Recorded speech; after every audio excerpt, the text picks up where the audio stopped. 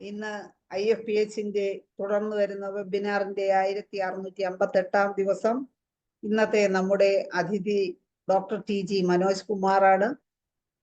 ഇന്ന് ഡോക്ടറോടൊപ്പം എന്നുള്ള ഈ പ്രോഗ്രാമിൽ പങ്കെടുക്കുന്നതിന് വേണ്ടി സൂം പ്ലാറ്റ്ഫോമിൽ എത്തിയിട്ടുള്ള എല്ലാ ബഹുമാന്യരായ ഡോക്ടേഴ്സിനെയും ഹോമിയോപ്പതി സ്നേഹികളെയും സ്റ്റുഡൻസിനെയും വളരെ സ്നേഹപൂർവ്വം ഇന്നത്തെ പ്രോഗ്രാമിലേക്ക് സ്വാഗതം ചെയ്യുന്നു. ഇന്നത്തെ സെഷൻ ഒരു നിമിഷം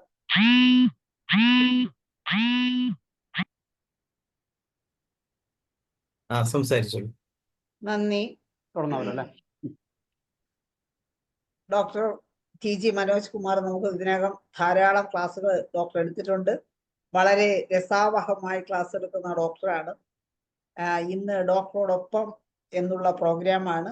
ഡോക്ടർ നേരത്തെ തന്നെ ഇങ്ങനെ ക്ഷമനായി കാത്തിരിക്കുന്നുണ്ട്. നമുക്ക് ഏവർക്കും എല്ലാവരുടെയും അനുവാദത്തോടു കൂടി ഡോക്ടർ TG മനോജ് കുമാറിനെ വളരെ സന്തോഷപൂർവ്വവും സ്നേഹപൂർവ്വവും സ്വാഗതം ചെയ്യുന്നു. ക്ഷണിക്കും. ഡോക്ടറെ ക്ലാസ് തുടങ്ങും. ബഹുമാനപ്പെട്ട IFPHന്റെ ഭാരവാഹികളെ, പ്രിയപ്പെട്ട ഡോക്ടർമാരെ, ഇന്ന് എന്നോടൊപ്പം എന്നുള്ളതാണ് വിഷയം ഇട്ടിരുന്നത്. ധനേഷ് സാറ് പെട്ടെന്ന് ആവശ്യപ്പെടുമ്പോൾ സത്യത്തിൽ എന്താണ് ഒരു ടൈറ്റിൽ ഇടുക എന്നുള്ളതിന് കാരണം ഒരു ഷോർട്ട് പീരീഡ് ചോദിച്ചത് ആയിരുന്നു. അപ്പം അതുകൊണ്ട് ഇങ്ങനെ അങ്ങോട്ട് കിടക്കട്ടെ എന്ന് വിചാരിച്ചു. ഇപ്പോൾ കുറച്ച് തിരക്കിലായിരുന്നു, അതുകൊണ്ടാണ് കുറച്ച് ക്ലാസ്സുകൾ കുറഞ്ഞു പോയെന്ന് വെച്ചാൽ ഞാൻ നമ്മുടെ ഹോമിയോപ്പതി ഡിപ്പാർട്ട്മെന്റിൽ വർക്ക് ചെയ്യാണെന്ന് അറിയാലോ. അപ്പോൾ നമുക്കിപ്പോൾ ഹോമിയോപ്പതി മേഖലയിൽ വലിയ കുറേ മാറ്റങ്ങൾ വന്നുകൊണ്ടിരിക്കുകയാണ്. അപ്പം ജസ്റ്റ് അതിനെക്കുറിച്ച് ഒന്ന് പറയാമെന്ന് വെച്ചാൽ നമ്മൾ ഹോമിയോപ്പതിന്റെ സ്റ്റാൻഡേർഡ് നിലവാരം നമ്മൾ കൂട്ടിക്കൊണ്ടിരിക്കുകയാണ്. നമുക്കറിയാം, ഇപ്പം നമുക്ക് ഇൻഷുറൻസ് മറ്റു രാജ്യങ്ങളിൽ നമ്മുടെ പറയാറില്ല, നമ്മുടെ ഹോമിയോപ്പതി മറ്റു രാജ്യങ്ങളിൽ ഇല്ല എന്നൊക്കെ പറയുന്നതിന്റെ പ്രധാനപ്പെട്ട കാര്യം എന്ന് വെച്ചാൽ നമ്മുടെ ട്രീറ്റ്മെന്റിന് കോസ്റ്റ്, ഏറ്റവും ചെലവ് കുറഞ്ഞ ചികിത്സാ രീതിയിൽ നമ്മൾ അഭിമാന പുരസ്സരം പറഞ്ഞുകൊണ്ടിരിക്കുമ്പോൾ തന്നെ ആ ഒരു പറച്ചിൽ നമുക്കൊരു വിനയായി മാറുകയാണ് ഉണ്ടായത്. കാരണം എന്ന് വെച്ചാൽ ഈ കുറഞ്ഞ ചികിത്സയ്ക്ക് ഇൻഷുറൻസ് കൊടുക്കാൻ ഒരു കമ്പനികളും തയ്യാറാവുന്നില്ല. ഇത് ചികിത്സിച്ച് കഴിഞ്ഞാൽ ഇത്രയും പൈസ ഇല്ലാവുന്നുള്ളൂ. അപ്പൊ അവർക്ക് പിന്നെ എന്താണ് ഇത്ര വലിയ ഇൻഷുറൻസിന്റെ ആവശ്യം വരുന്നില്ല എന്നുള്ളൊരു ചിന്ത, അത് നമുക്ക് ലോകത്ത് നമ്മുടെ ഒരു വൈദ്യശാസ്ത്രത്തിനെ മാർക്കറ്റ് ചെയ്യാൻ ഒരു വിഷമമായിട്ട് വന്നിരിക്കുന്ന സാഹചര്യമാണ്. അപ്പൊ ഇത് കുറച്ചും കൂടി ഒന്ന് നിലവാരം കൂട്ടി ഡോക്ടർമാര് ഫീസ് മാത്രം നമുക്ക് പലരും കൂടുതലും മേടിക്കുന്നുള്ളൂ. ചിലർ മെഡിസിൻ്റെ ഒക്കെ എങ്ങനെയൊക്കെ മേടിച്ചു കഴിഞ്ഞാലും മോഡേൺ മെഡിസിൻ അല്ല ആയുർവേദമൊക്കെ ആയിട്ട് നമുക്ക് കമ്പയർ ചെയ്യാൻ പോലും പറ്റാത്തത്ര ചെറിയ പൈസയാണ് നമ്മൾ മേടിച്ചിരിക്കുന്നത്. അപ്പോൾ ആയുർവേദമൊക്കെ ചെയ്തതെന്ന് വെച്ച് കഴിഞ്ഞാൽ അവരുടെ പ്രൊസീജിയേഴ്സിനൊക്കെ ഫീസ് ഭീമമായി വർദ്ധിപ്പിച്ചിട്ടാണ് ഇൻഷുറൻസ് അവർക്ക് നേടാവുന്ന രീതിയിലോട്ട് വളർത്തിയെടുത്തത്. അപ്പോൾ ഹോമിയോപ്പതി ആ രീതിയിലുള്ള ഇൻഷുറൻസ് പല കമ്പനികളും നമ്മൾ കുറെ ടാറ്റിക്സ് രീതി മാറ്റണം എന്നുള്ള അഭിപ്രായങ്ങളൊക്കെ വന്നിട്ടുണ്ടായിരുന്നു. അപ്പോൾ മുമ്പൊക്കെ നമ്മൾ ഗവൺമെന്റ് ഡോക്ടർമാരെക്കാൾ കൂടുതൽ പ്രൈവറ്റ് മേഖലയിലുള്ള ഡോക്ടർമാരായിരുന്നു ഹോമിയോപ്പതിയുടെ ഉന്നമനത്തിന് വേണ്ടിയിട്ട് ശ്രമിച്ചുകൊണ്ടിരുന്നത്. പക്ഷെ ഭാഗ്യവശാൽ ഇപ്പൊ കുറച്ചു കാലമായിട്ട് ഗവൺമെന്റ് സെക്ടറിൽ നിന്ന് വളരെ വലിയ ഒരു മുന്നേറ്റം നടക്കുന്നുണ്ട്.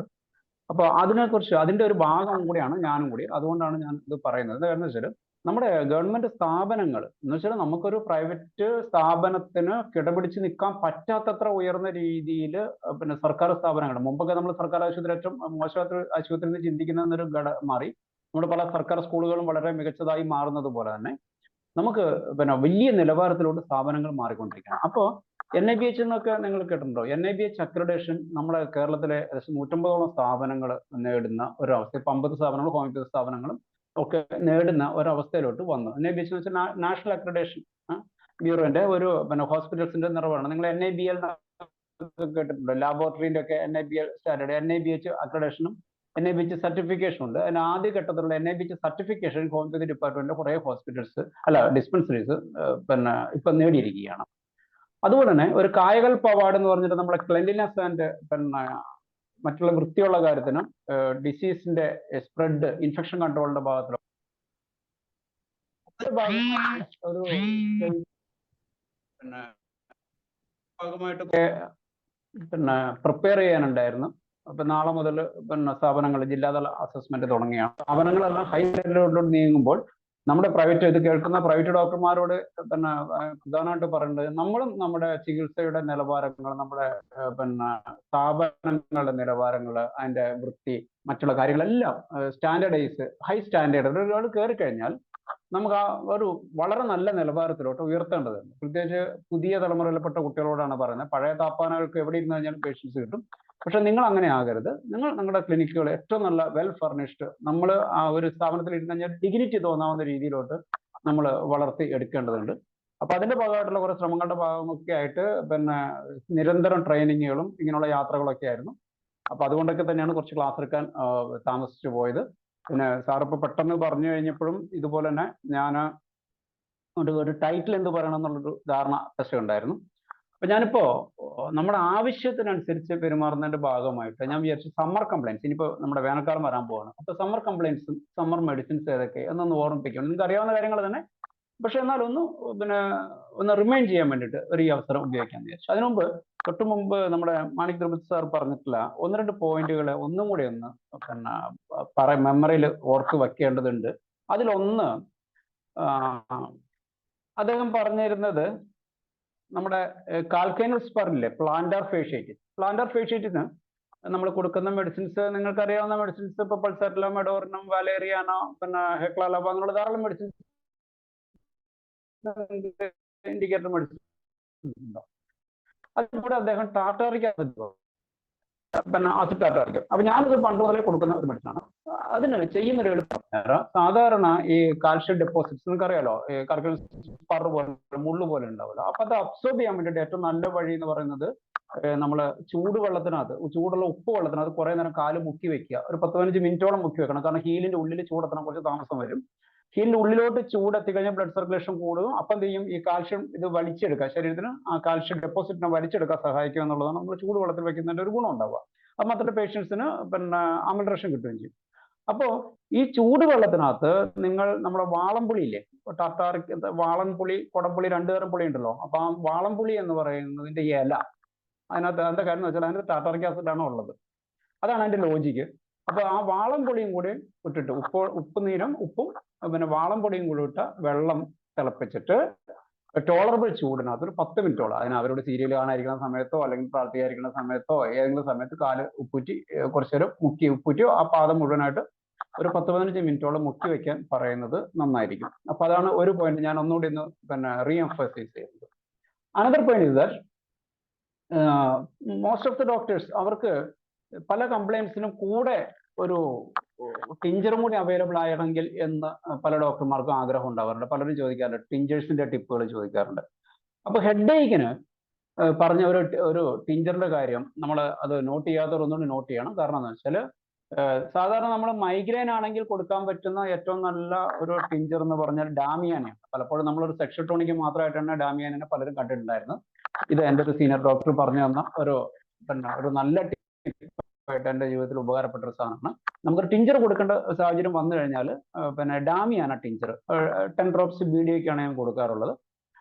അത് മൈഗ്രെയിൻ്റെ കേസിൽ നമ്മൾ ഡാമിയാന കൊടുക്കുകയാണെങ്കിൽ അല്ലാതെ വരുന്ന ഹെഡ് ഏക്ക്, ഇപ്പം നമ്മൾ ഗ്ലോണൈൻ പോലെ ഒക്കെ വരുന്ന ഹെഡ് ഏക്കിനകത്ത് പിന്നെ വട്ടർ മേ ബി ദ ഹെഡ് ഏക്ക്, നമുക്കൊരു ടിഞ്ചർ കൊടുക്കണമെന്ന് തോന്നിക്കഴിഞ്ഞാൽ അങ്ങനെ കൊടുക്കാൻ പറ്റിയ ഒരു ടിഞ്ചറാണ് നേരത്തെ പറഞ്ഞ ഉസ്നിയ ബാർബേറ്റ എന്ന് പറഞ്ഞ USNEA ഉസ്നിയ ബാർബേറ്റ ടിഞ്ചർ. അപ്പൊ അത് ഒന്ന് മേടിച്ച് പിന്നെ ഇങ്ങനെ ടിഞ്ചർ കൊടുക്കാൻ താല്പര്യമുള്ള ഡോക്ടർമാർ ഉപയോഗിക്കുന്നത് നന്നായിരിക്കും.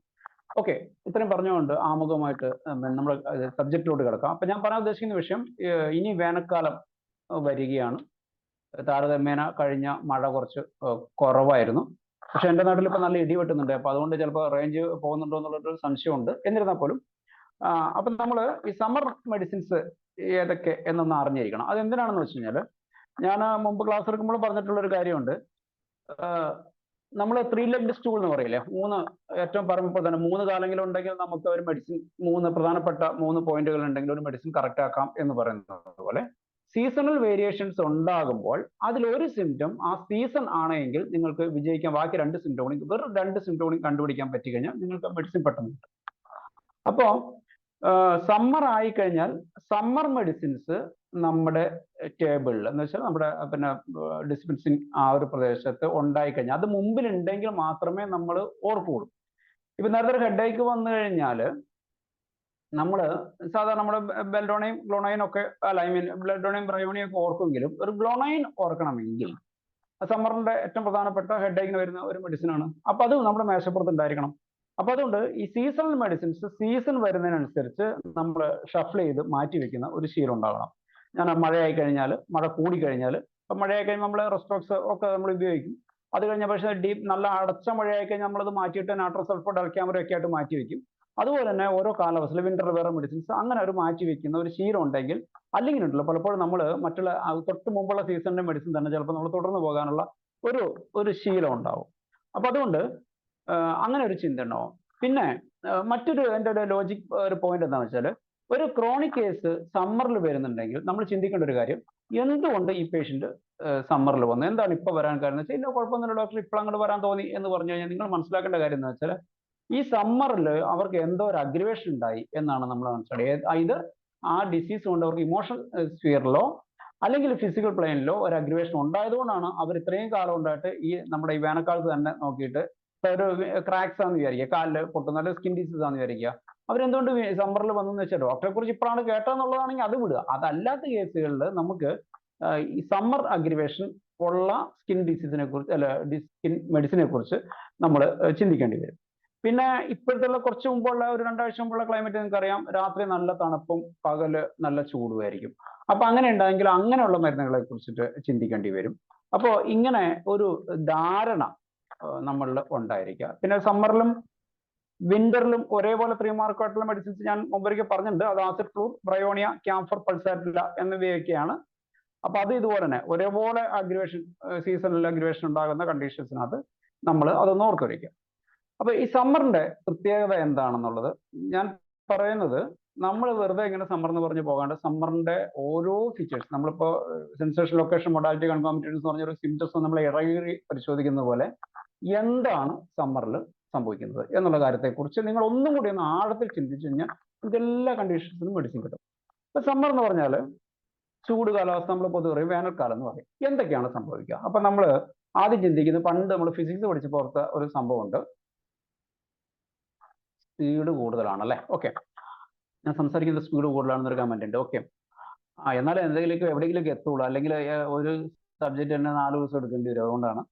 അപ്പോ നമ്മൾ പണ്ട് ഫിസിക്സിൽ പഠിച്ചില്ലേ, ഈ ഹീറ്റ് കണ്ടക്ഷൻ, എങ്ങനെയാണ് താപം മറ്റൊരു ഭാഗത്തേക്ക് എത്തുന്നത്. നമ്മൾ കണ്ടക്ഷൻ, കൺവെക്ഷൻ, റേഡിയേഷൻ ഓർമ്മയുണ്ടല്ലോ, പണ്ട് ഫിസിക്സിൽ പഠിച്ചില്ലേ. ഇത് 3ഉം വേനൽക്കാലത്ത് വരുന്നില്ലേ നോക്കിയേ. പണ്ട് പഠിച്ച ഫിസിക്സ് ഒന്നും നമ്മൾ ഹോമിയോപ്പതിയിൽ എങ്ങനെ ഉപയോഗിക്കണം നമ്മൾ ചിന്തിച്ചിട്ടുണ്ടാവില്ല. അപ്പൊ കണ്ടക്ഷൻ എന്ന് പറഞ്ഞാൽ നമുക്ക് സോളിഡിലൂടെ നമ്മൾ പ്രതലങ്ങളെല്ലാം തൊട്ട് കഴിഞ്ഞാൽ പോലും ചൂടുണ്ടാകുന്ന സാഹചര്യങ്ങളുള്ള ഒരവസ്ഥ ആണ് കണ്ടക്ഷൻ എന്ന് പറയാം. അപ്പൊ കണ്ടക്ഷനായിട്ട് ബന്ധപ്പെട്ട മെഡിസിൻസ് ഏതൊക്കെയാന്ന് വെച്ച് കഴിഞ്ഞാൽ, നമുക്ക് പൊള്ളലിന് വരുന്ന മെഡിസിൻസ് അടക്കം, ഈ സൺബേൺ അടക്കമുള്ള രീതിയിലുള്ള അങ്ങനെയുള്ള പൊള്ളലുകളോ അല്ലെങ്കിൽ തട്ടിക്കഴിഞ്ഞാലുള്ള ചൂട് കൊണ്ടുള്ള പ്രശ്നങ്ങളോ, അതുകൊണ്ട് ഈ നേരിട്ട് നമ്മുടെ ഈ ശരീരം ചൂടാകുന്നത് കൊണ്ട് നമുക്ക് ഇപ്പം ബ്രയോണിയ പോലുള്ള മെഡിസിൻസ് ഒക്കെ നമ്മുടെ ഈ കണ്ടക്ഷൻ കൊണ്ട് ഉള്ള രീതിയിൽ ചിന്തിക്കാം. ഇനി കൺവെക്ഷൻ ആണെന്ന് വിചാരിക്കാം. ഇപ്പൊ ഗ്യാസിലും ലിക്വിഡ്സിലും കൂടെയൊക്കെ പിന്നെ ചൂട്, താപം പുറത്തോട്ട് വരുന്ന രീതിയിലാണ് നമ്മൾ കൺവെക്ഷൻ എന്ന് പറയാം.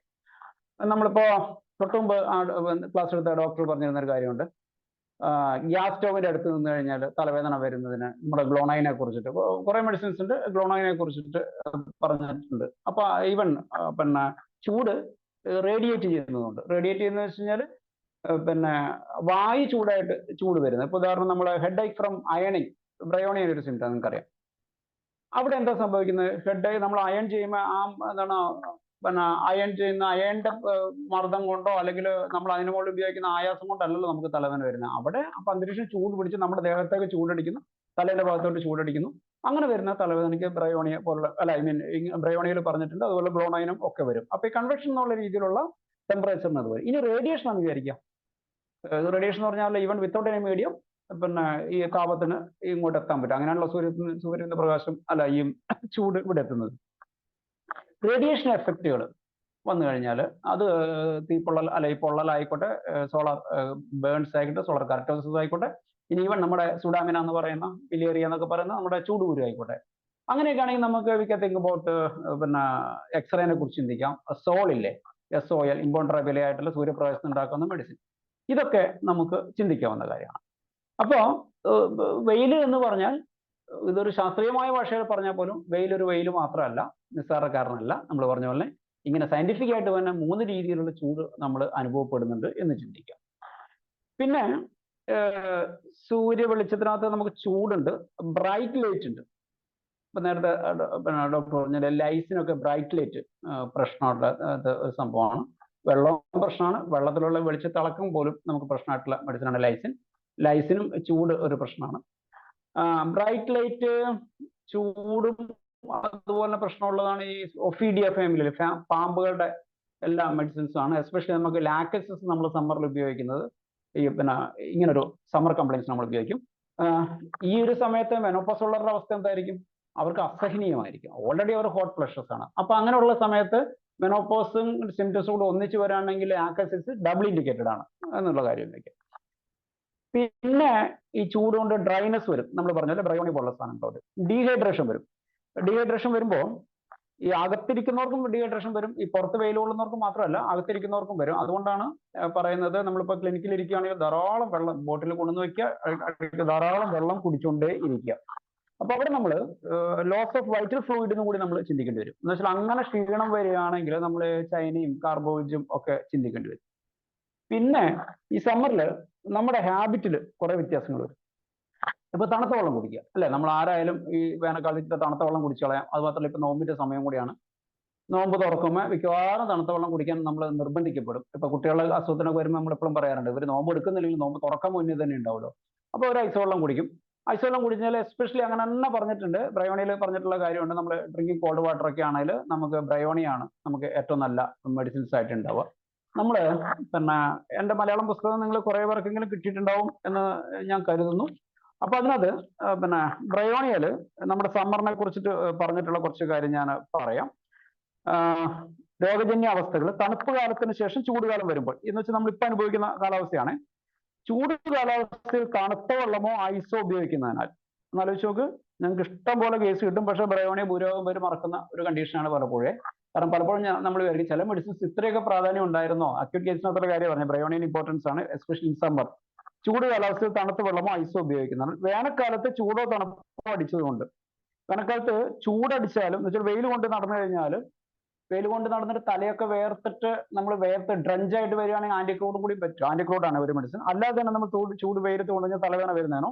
പിന്നെ ചൂടിൽ നിന്ന് ഉടനെ ആൾക്കാർ എ സിയിലോട്ട് കയറാന്നിരിക്കുക, അല്ലെ എ സിന്ന് ഉടനെ ആൾക്കാർ തണുപ്പിലോട്ട് വരും. ഇപ്പൊ എല്ലായിടത്തും കേരളം പിന്നെ ജനങ്ങൾ അത്യാവശ്യം പൈസയ്ക്ക് ഇൻവെസ്റ്റ് ചെയ്യാൻ തുടങ്ങിയതിനു ശേഷം സാധാരണ രീതിയിൽ വളരെ കോമൺ ആയിക്കൊണ്ടിരിക്കുകയാണ് എ സി യൂസേജ്. മുമ്പൊന്നും എത്ര എ സി ഉണ്ടായിരുന്നില്ല. കഴിഞ്ഞ ഒരു 3-4 വർഷമായിട്ട് ധാരാളം ആൾക്കാർ എ സി ഉപയോഗിക്കുന്നു. അത് ഈ വേർത്ത് കുളിച്ചു വന്നിട്ട് നേരെ എ സി ഓൺ ആക്കിയിട്ട് അങ്ങ് കിടക്കും. ഈ എ സി കിടക്കുമ്പോൾ തന്നെ നമ്മൾ ശ്രദ്ധിക്കുന്ന ഒരു കാര്യമുണ്ട്. സത്യം പറഞ്ഞാൽ ഈ എ സി റൂമിൽ കയറുന്നതിന് 5 മിനിറ്റോ 10 മിനിറ്റോ മുമ്പ് എ സി ഓൺ ആക്കിയിട്ടിട്ട് അന്തരീക്ഷത്തിന്റെ ഈ ആ റൂം മുഴുവൻ തണുപ്പിക്കണം. എന്നിട്ടാണ് നമുക്ക് കിടക്കുന്നതാണ് കുറച്ചുകൂടി കംഫർട്ട്. പക്ഷെ നമ്മൾ എന്താ ചെയ്യാന്ന് അറിയാം, ചൂടോട് കൂടി ഞാൻ കിടക്കുമ്പോൾ എന്താണെന്ന് വെച്ചാൽ ശരീരത്തിന്റെ അപ്പർ പാർട്ടിലെല്ലാം നല്ല തണുപ്പടിക്കും. പക്ഷെ ലോവർ പാർട്ടിൽ എന്തായിരിക്കും ചൂട് തന്നെ നിൽക്കുകയും ചെയ്യും. അപ്പൊ അടിവശം ചിലപ്പോൾ വേർക്കും. ചില ആൾക്കാർക്ക് അനുഭവം ഉണ്ടാവും. അപ്പൊ അടിവശം അല്ലെ കക്ഷമൊക്കെ വേർതിരിക്കും. പക്ഷെ ശരീരത്തിന് ചില ഭാഗങ്ങൾ തണുത്തിരിക്കും. അപ്പൊ എന്താണെന്ന് വെച്ചാൽ നമ്മുടെ ശരീരത്തിലെ ഫാറ്റ് സർക്കുലേറ്റ് ചെയ്യുന്ന ഓയിൽസ് ആൻഡ് ഫാറ്റ്സിന്റെ ഒരു ഭാഗം തണുക്കുകയും അടിഭാഗം പിന്നെ എന്താ പറയുക ദ്രാവക അവസ്ഥയിൽ തുടരുകയും ചെയ്യും. അപ്പൊ എന്താ പ്രശ്നം എന്ന് വെച്ചാൽ അപ്പൊ മസിൽസിന്റെ ഉള്ളിൽ ഈ ഫാറ്റിന്റെ ലെയർ കട്ടിയാവുകയും നമുക്ക് നീർക്കെട്ട് വരികയും പിറ്റേ ദിവസം ബോഡി പെയിൻ അനുഭവപ്പെടുകയും ഒക്കെ വരാം. അപ്പൊ പിന്നെ അമിതമായി ശരീരം ചൂടാകുന്നത് പെട്ടെന്ന് തണുപ്പിക്കുന്നുണ്ട്. എന്ന് വെച്ചാൽ ഈ നല്ല വേർതിരിക്കുമ്പോൾ ചിലപ്പോൾ ആൾക്കാർ പോയിട്ട് കുളിക്കുക. ഇപ്പൊ ഞങ്ങളുടെ നാട്ടിൽ ഇപ്പൊ പരീക്ഷ സമയമാണ്. പരീക്ഷ സമയം കുട്ടികൾ ചെയ്യുന്നൊരു മണ്ടത്തരമുണ്ട്. ഉച്ചയ്ക്ക് പരീക്ഷയെങ്കിൽ ഉച്ചയ്ക്ക് കുളിച്ചിട്ട് അങ്ങ് പോയി കഴിയും. കുട്ടികളും ബുദ്ധി അങ്ങ് കൂടുതൽ അങ്ങോട്ട് ഉണർന്നോട്ടെ എന്ന് വിചാരിച്ചിട്ട് കൂട്ട് ഉച്ചയ്ക്ക് വിളിക്കും. ഉച്ചയ്ക്ക് കുളിച്ചിട്ട് പരീക്ഷ എഴുതി 2 ദിവസമൊക്കെ പരീക്ഷ എഴുതുന്നൊന്നും കുഴപ്പമുണ്ടാവില്ല. പിന്നെ അത് കഴിയുമ്പോഴേക്കും നമുക്ക് ജലദോഷമൊക്കെ വരാൻ തുടങ്ങും. അതുപോലെ കുളിച്ചു കഴിഞ്ഞിട്ട് ഉടനെ വെയിൽ കൊള്ളുന്നത് പോലെ തന്നെ വെയിൽ കൊണ്ടിട്ട് വന്നിട്ട് കുളിക്കുക. ഇപ്പൊ നമ്മളിപ്പോ ഇവിടെയൊക്കെ പിന്നെ പള്ളിയിലൊക്കെ പോകുന്ന ആൾക്കാരൊക്കെ കുളിച്ചു കഴിഞ്ഞിട്ട് ഉടനെ എന്നാ പിന്നെ പള്ളിയിലോട്ട് പോയി കളയാം എന്ന് വിചാരിച്ചിട്ട് അങ്ങനെയൊക്കെ നടന്നു കഴിഞ്ഞാൽ പെട്ടെന്ന് തലവേദനയും മറ്റുള്ള അസുഖങ്ങളൊക്കെ വരുമ്പോൾ നമുക്ക് ചിന്തിക്കാവുന്ന ഒരു മെഡിസിൻ ആണ് ഈ ബ്രയോണിയ. വളരെ സിമ്പിൾ ആയിട്ടുള്ള ഒരു കാര്യമാണ്. പക്ഷെ ആ ബ്രയോണിയൽ അതുപോലെ നമ്മൾ അലൻ സ്കിനോട്ടിൽ പറഞ്ഞിട്ടുണ്ട്. പക്ഷെ ദൈവം സഹായിച്ച് നമ്മൾ അലൻ സ്കിനോട്ട് മനസ്സിരുത്തി വായിക്കാത്തതുകൊണ്ട് നമുക്ക് ഈ അക്യൂട്ട് ഡിസീസിനകത്ത് ബ്രയോണിയയുടെ പ്രാധാന്യം പലപ്പോഴും വിട്ടുപോകാറുണ്ട്. പിന്നെന്താണ് ഈ വേനൽക്കാലം പൊടി കൂടും അല്ലെ, ഡസ്റ്റ് കൂടും. അപ്പൊ നമ്മൾ ചിന്തിക്കേണ്ട മെഡിസിൻ ഡസ്റ്റ് കൊണ്ടുണ്ടാകുന്ന കംപ്ലൈൻറ്റ്സ്. നമുക്ക് സൈനസൈറ്റിസ് വരാം, അലർജിക് റൈനൈറ്റിസ് വരാം, ഡസ്റ്റ് കൊണ്ടുണ്ടാകുന്ന ആസ്മകൾ വരാം. അപ്പൊ അലർജി റൈനൈറ്റിസ് വരുമ്പോൾ ഡസ്റ്റ് അഗ്രിവേഷൻ എന്ന് പറയുമ്പോൾ നമ്മൾ 2 ഡസ്റ്റിനെ കുറിച്ച് പോകണം. ഏത് ഡസ്റ്റ് ആണ് നിങ്ങൾക്ക് പ്രശ്നം കേൾക്കണം, റോട്ടിലെ ഡസ്റ്റോ വീട്ടിലെ ഡസ്റ്റോ? വീട്ടിലെ ഡസ്റ്റ് ആണെങ്കിൽ നമുക്ക് ഹൗസ് ഡസ്റ്റ് എന്ന് പറഞ്ഞാൽ പിന്നെ ഒരു നമ്മുടെ പട്ടേൽ സാറിന്റെ പിന്നെ പോലത്തെ മെഡിസിൻസ് ഉണ്ട്, ടോട്ടോപ്പത്തിക് മെഡിസിൻസ് ഉണ്ട്, പിന്നെ ഹൗസ് ഡസ്റ്റ് 30 എന്നൊക്കെ പറഞ്ഞ മെഡിസിൻസ് ഒക്കെ അവൈലബിൾ ആണ്. ഇനി അതല്ല ഡസ്റ്റിന് ആഴ്സൈഡ് എന്നുള്ളതാണ്, പിന്നെ നമ്മുടെ ബ്ലാറ്റ എന്നുള്ളതാണ്. അപ്പൊ അങ്ങനെയുള്ള ഡസ്റ്റുമായിട്ട് ബന്ധപ്പെട്ട മെഡിസിൻസ് ഉപയോഗിക്കാം. അത് വീടിന് പുറത്തെ ഡസ്റ്റ് ആണെങ്കിലോ, വീടിന് പുറത്തെ ഡസ്റ്റ് ആണെങ്കിൽ ഞാൻ അധികം ചിന്തിക്കുന്നത് ആ ഡസ്റ്റിലെ കണ്ടന്റ് എന്താണെന്ന് ചിന്തിച്ചു കഴിഞ്ഞാൽ നമുക്കറിയാം സിലിക്കൻ ഒക്കെ ഉള്ള സാധനങ്ങളല്ലേ, സൈലീഷ്യ പോലുള്ള സാധനങ്ങളാണ്. അപ്പോൾ സൈലീഷ്യന്റെ അക്യൂട്ട് ആയിട്ടുള്ള പൾസാറ്റില ഇവയൊക്കെയാണ് പലപ്പോഴും ഡസ്റ്റ് കൊണ്ട് ഉണ്ടാകുന്ന കംപ്ലൈൻസിന് നമ്മൾ പെട്ടെന്ന് ചിന്തിക്കേണ്ട ഒരു മെഡിസിൻ. പിന്നെ ഈ സമ്മറിൽ ആൾക്കാർക്ക് ഒരു ടൂർ പോകുന്ന ടെൻഡൻസി കൂടുതലായിരിക്കുമല്ലോ. അത് പോകുന്ന അധികം ഊട്ടി പോലുള്ള അല്ലെങ്കിൽ തണുത്ത ഏതെങ്കിലും സ്ഥലത്തോട്ടായിരിക്കും. സഡൻ അവിടെയും ഈ ചേഞ്ചസ് ഓഫ് ടെമ്പറേച്ചർ ഒരു പ്രശ്നമാകും. അപ്പോൾ നിങ്ങൾക്ക് ഇതുപോലുള്ള മരുന്നുകളെ കുറിച്ച് ചിന്ത വേണം. പിന്നെ എൻ്റെ നാട്ടിലൊക്കെ വാട്ടർ തീം പാർക്ക്, കണ്ണൂർ എനിക്ക് തോന്നുന്നു 3 വാട്ടർ തീം പാർക്ക് മറ്റുണ്ട്. ഈ വാട്ടർ തീം പാർക്കിലോട്ട് പോകും. വാട്ടർ തീം പാർക്കിൽ ഭയങ്കര അപകടകാരിയാണ്. ശരിക്കും നമ്മൾ ചൂടുകാലത്താണ് നമ്മൾ ആഘോഷിക്കാൻ വേണ്ടി പോകുന്നത്. പക്ഷെ പ്രശ്നം എന്താണെന്ന് വെച്ചാൽ ഈ സൂര്യൻ നല്ല ഉച്ചസ്ഥായിയിൽ നിൽക്കുകയും നമ്മുടെ ശരീരം വെള്ളത്തിലിടയ്ക്ക് മുങ്ങുകയും പിന്നെയും പൊങ്ങുകയും പിന്നെ താഴുകയും ഒക്കെ ചെയ്തുകൊണ്ടിരിക്കും. അപ്പോൾ വാട്ടർ തീം പാർക്കിൽ പോയി എന്ന് പറഞ്ഞാൽ പിന്നെ വേറെ സംശയമൊന്നും വേണ്ട, നമ്മൾ ഉടനെ കൊടുക്കേണ്ട മെഡിസിൻ മിക്കവാറും നമ്മുടെ ആന്റിക്രൂഡ് ആയിരിക്കും. പക്ഷെ നമ്മൾ ദൈവം സഹായിച്ച് മിക്കവാറും അതിനോട് ഓർക്കുകയില്ല. നമ്മൾ കുളിക്കുന്ന കഥ പറഞ്ഞാൽ ചിലപ്പോൾ ഓർക്കുമായിരിക്കും. പക്ഷെ ഈ സമ്മറിൽ നമ്മൾ വാട്ടർ തീം പാർക്കിൽ പോയി കഴിഞ്ഞാൽ അതിനകത്ത് പല പ്രശ്നം. ഒന്ന് റേഡിയേഷൻ നേരിട്ട് അടിക്കും, നമ്മുടെ UV റേസ് നേരിട്ട് അടിക്കും. നിങ്ങൾക്ക് അറിയാലോ, എന്ന് വെച്ചാൽ നമ്മുടെ ദേഹത്ത് ഉള്ള ഓയിൽസ് ഒക്കെ, നമ്മുടെ സിബോ ഒക്കെ നമ്മൾ വാഷ് ഔട്ട് ചെയ്ത് പല പ്രാവശ്യം വെള്ളത്തിൽ പോകുമ്പോൾ നമ്മുടെ ദേഹത്ത് ഇതെല്ലാം പോയിട്ടുണ്ടാവും. അപ്പൊ നേരിട്ട് സൂര്യപ്രകാശം നമ്മുടെ സ്കിന്നിലോട്ട് അടിക്കും, സ്കിൻ ടാനിങ് വരും, വേണേൽ പൊള്ളൽ വരാം, പെട്ടെന്ന് സൺബേൺസ് ഒക്കെ വരാവുന്ന വാട്ടർ തീം പാർക്കിലൊക്കെയാണ്. അപ്പൊ അങ്ങനെ ഒരു ഹിസ്റ്ററി പറയുകയാണെങ്കിൽ നമുക്ക് ചിന്തിക്കേണ്ട മെഡിസിൻ ഈ ആന്റിക്രൂഡ് ആണ് എന്നുള്ള കാര്യം ഓർക്കുക. പിന്നെ വേനൽ മഴ ഞാൻ പറയാറുണ്ട്, മഴ പെയ്യുമ്പോൾ പോലും നിങ്ങളുടെ നാട്ടിലെ ലോക്കൽ പേഷ്യൻസ് ആയിരിക്കും അധികം വരുന്നുണ്ടാവുക. അപ്പൊ നമ്മൾ പ്രാദേശികമായിട്ടുള്ള ഒരു പേഷ്യൻസ് വരുമ്പോൾ ഒരു physician should be a keen observer എന്ന് പറയുന്നത്, നമ്മുടെ നാട്ടിലൊരു മഴ പെയ്യുമ്പോൾ ആ മഴ നമ്മൾ കൂടി അറിയുക എങ്ങനെയുള്ള മഴയാണ് പെയ്തത്, ഇടി വെട്ടി പെയ്തോ ഇടി ഇല്ലാണ്ട് പെയ്തോ എന്നുള്ള കാര്യത്തിൽ ഒരു കാറ്റും കോളും ഉണ്ടായിരുന്നോ എന്നുള്ളൊരു ചിന്ത ഉണ്ടാവണം. അപ്പൊ അതില്ലെങ്കിൽ നമുക്ക് ചിലപ്പം നമുക്ക് മരുന്ന് തെറ്റിപ്പോവാം. ഇപ്പൊ എൻ്റെ നാട്ടിൽ പെയ്യുന്ന മഴ നല്ല ഇടിയും മിന്നലും കൂടിയ മഴയാണ്. അപ്പോൾ നമ്മൾ ആദ്യം ചിന്തിക്കേണ്ടത്, നമ്മൾ ഇടിമിന്നലും മഴ വന്നു കഴിഞ്ഞാൽ ഒരാൾക്ക് ബോൺ പെയിൻ, ജോയിന്റ് പെയിൻ ഒക്കെ വന്നു കഴിഞ്ഞാൽ നമ്മൾ അവിടെ റെസ്റ്റോക്സിനെ കുറിച്ച് ചിന്തിക്കുന്നതിന് പകരം റോഡോഡെൻഡ്രോണിനെ കുറിച്ച് ചിന്തിക്കണം. റോഡോഡെൻഡ്രോൺ ആണ് electrical changes in the atmosphere, അന്തരീക്ഷത്തിൽ മിന്നൽ മൂലം ഇലക്ട്രിക്കൽ ചേഞ്ചസ് ഉണ്ടാവുന്നു, അതുകൊണ്ട് കംപ്ലൈന്റ് ഉണ്ടായി എന്നൊരു ലോജിക്കൽ തിങ്കിങ് വേണം. അപ്പോൾ ഫോസ്ഫറസ് മിന്നലും ആയിട്ട് ബന്ധപ്പെട്ട മെഡിസിൻ ആണ്, റോഡോഡെൻഡ്രോൺ മെഡിസിൻ ആണ്. അപ്പൊ നമ്മൾ ഫോസ്ഫറസിന്റെ എന്തെങ്കിലും ഒരു കേസാണ് വരുന്നെങ്കിൽ ഫോസ്ഫറസിനെ കണക്ട് ചെയ്യേണ്ട ഈ രീതിയിൽ കൂടിയാണ്. അതുപോലെ സിംഗമെറ്റ്, ഇവയൊക്കെയാണ് ഈ തണ്ടർ സ്റ്റോമും ഇടി മിന്നൽ ഒക്കെ ആയിട്ട് ബന്ധപ്പെട്ടുള്ള മെഡിസിൻ. അപ്പൊ ആ രീതിയിൽ ചിന്തിക്കണം. പിന്നെ നമ്മൾ ഹോമിയോപ്പതി റിപ്പോർട്ടിൽ ഏറ്റവും കൂടുതൽ സ്ത്രീകളൊക്കെ ഉള്ളതുകൊണ്ടാണല്ലോ. അപ്പൊ അതുകൊണ്ട് ഒരു കാര്യം ഒന്നുകൂടി ഓർക്കുന്നത് നന്നായിരിക്കും. നമുക്ക് ഈ വേനൽക്കാലം ആയിക്കഴിഞ്ഞാലാണ് നമ്മുടെ നാട്ടിൽ നമ്മൾ ഇത്രയും കാലമായിട്ട് അലക്കാതെ വെച്ചിരിക്കുന്ന സർവ്വമാന സാധനങ്ങളെ ഒന്ന് അലക്കിയിട്ട് അങ്ങോട്ട് വിരിച്ചു കളയാം എന്ന് തോന്നുന്നു, അല്ലെ? നമ്മുടെ ബെഡ്ഷീറ്റ്സ് അടക്കമുള്ള മുഴുവൻ സാധനങ്ങളും അലക്കി, അത് വാഷിംഗ് മെഷീൻ ആണെങ്കിലും ശരി, വാഷിംഗ് മെഷീൻ അല്ലാതെ അലക്കുന്ന സാധാരണക്കാരായാലും ശരി, ഇത് അലക്കിയിട്ട് എന്ത് ചെയ്യും? ഈ വേർപ്പുണ്ടാവും, ഈ വെള്ളത്തിൽ നിന്ന് വേർപ്പുണ്ടാവും, എന്നിട്ട് ഇതെല്ലാം കൊണ്ടുവന്നിട്ട് നമ്മൾ ഉണക്കാനിടും. അപ്പോൾ നല്ല പൊരി വെയിൽ അടിക്കും. അല്ലെങ്കിൽ ഈ ഉണങ്ങിയ തുണി തിരിച്ചെടുക്കാൻ നേരത്ത് നമ്മൾ പൊരി വെയിൽ അടിക്കുന്നുണ്ട്, പെട്ടെന്ന് മഴ വരുന്നു, നമ്മൾ പോയിട്ട് തുണി എടുക്കുന്നു. ഇതൊക്കെ ഓരോ പോയിന്റ്സിനും നമ്മുടെ ഇമ്പോർട്ടൻസ് ഉണ്ട്. നമ്മൾ അവിടെ ചിന്തിക്കേണ്ട ഒരു മെഡിസിൻ, നമ്മൾ സാധാരണ വെള്ളത്തിൽ നിന്നിട്ടുള്ള മെഡിസിന്റെ കൂടെ ചിന്തിക്കേണ്ടത് സെപ്പിയും കൂടി.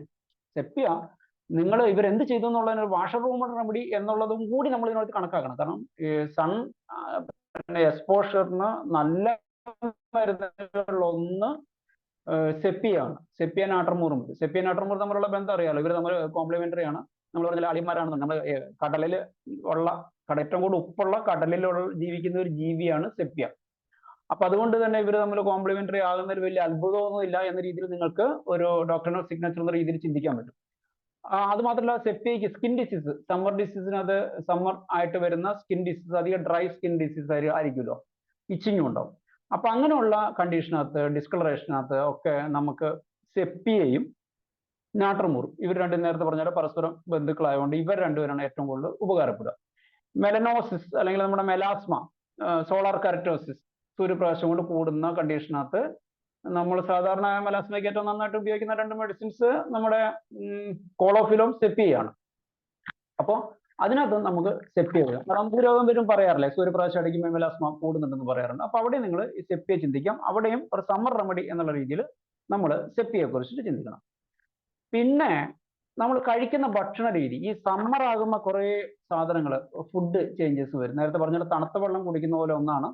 നോമ്പ് കാലം കൂടി ആയതുകൊണ്ടും ഫ്രൂട്ട്സ് ധാരാളം ഉണ്ടാകുന്ന ഒരു സമയമായതുകൊണ്ട് ഫ്രൂട്ട്സ് കഴിക്കും. ഈ ഫ്രൂട്ട്സ് കഴിക്കുന്നത് കൊണ്ടല്ല കുഴപ്പം, ഒന്നുകിൽ എക്സസൈസ് കഴിക്കുക, പിന്നെ ഫ്രിഡ്ജിൽ വെച്ചിട്ട് തണുപ്പിച്ചിട്ട് കഴിക്കുക, പകുതി എന്താ വെച്ചാൽ നല്ലോണം പഴുക്കാത്ത ഫ്രൂട്ട്സ് കഴിക്കുക.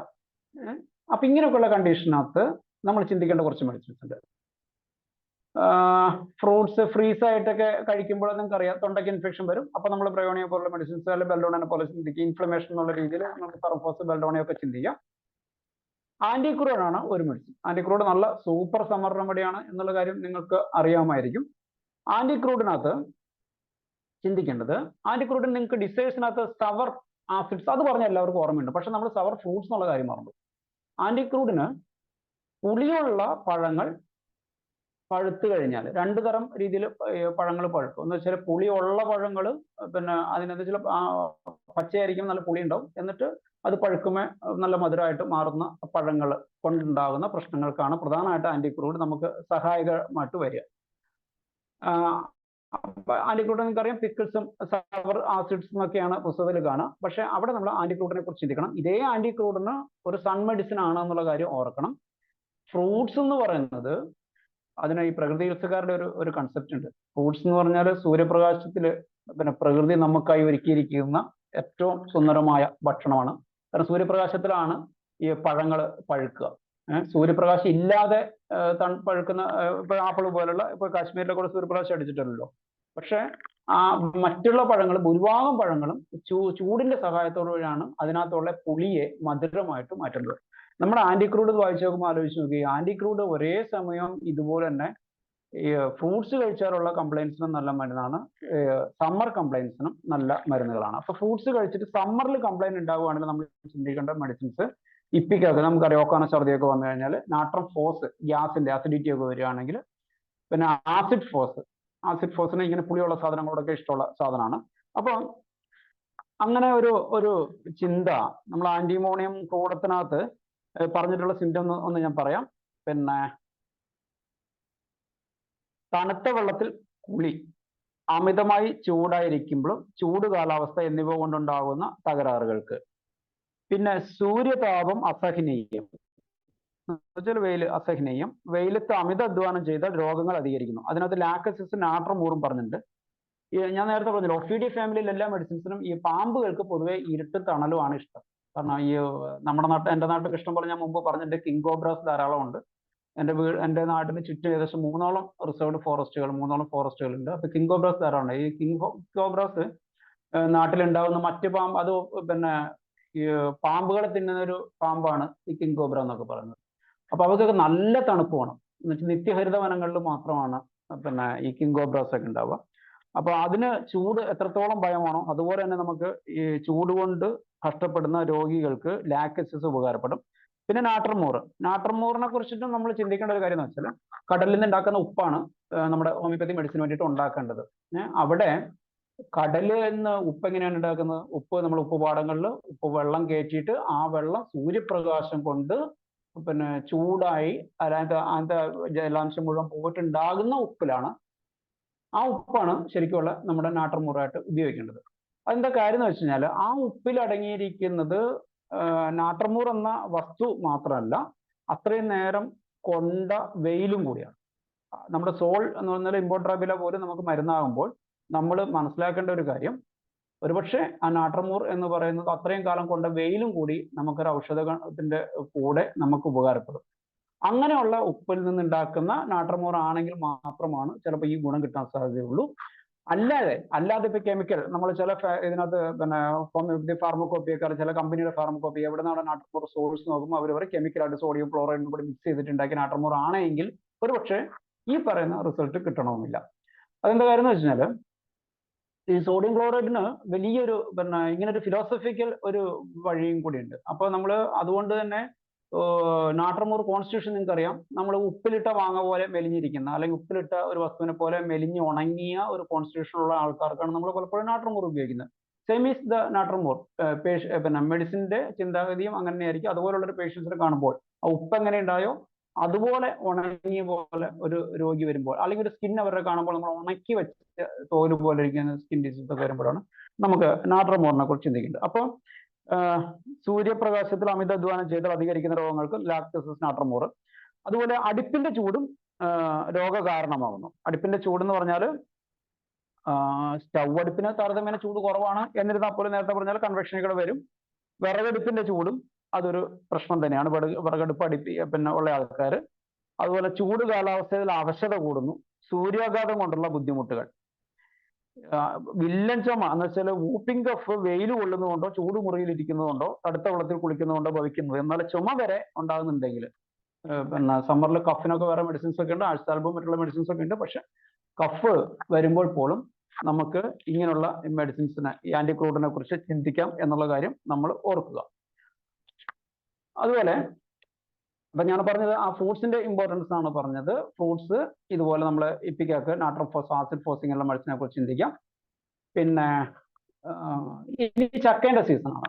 ഇപ്പൊ ഫ്രൂട്ട്സിനെ കുറിച്ച് പറയുമ്പോൾ ചക്ക കഴിച്ചിട്ട് ആൾക്കാർക്ക് പ്രശ്നം വരുമ്പോൾ നമുക്ക് ബ്രയോണിയാണ് ഒരു നല്ല ഒരു മരുന്നായിട്ട് ഉണ്ടാവുക. ബ്രയോണിയ ചക്ക എങ്ങനെയാണ് നേരത്തെ പോലെ ഞാൻ പറഞ്ഞ രീതിയിൽ സവറായിട്ടുള്ള ഒരു ഫ്രൂട്ട് പഴുത്തിട്ട് മധുരമാവുകയല്ല ചെയ്യുക. ചക്ക പച്ചച്ചക്കയ്ക്ക് അത്ര വലിയ പുളിയൊന്നും ഉണ്ടാവില്ല. അങ്ങനെ അല്ലാതെ ഫ്രൂട്ട്സ് ഉണ്ടാകുന്ന ഒരു സാധനത്തിനകത്ത് വരുമ്പോൾ മെഡിസിൻ മാറി അവിടെ ബ്രയോണിയാണ് വരിക.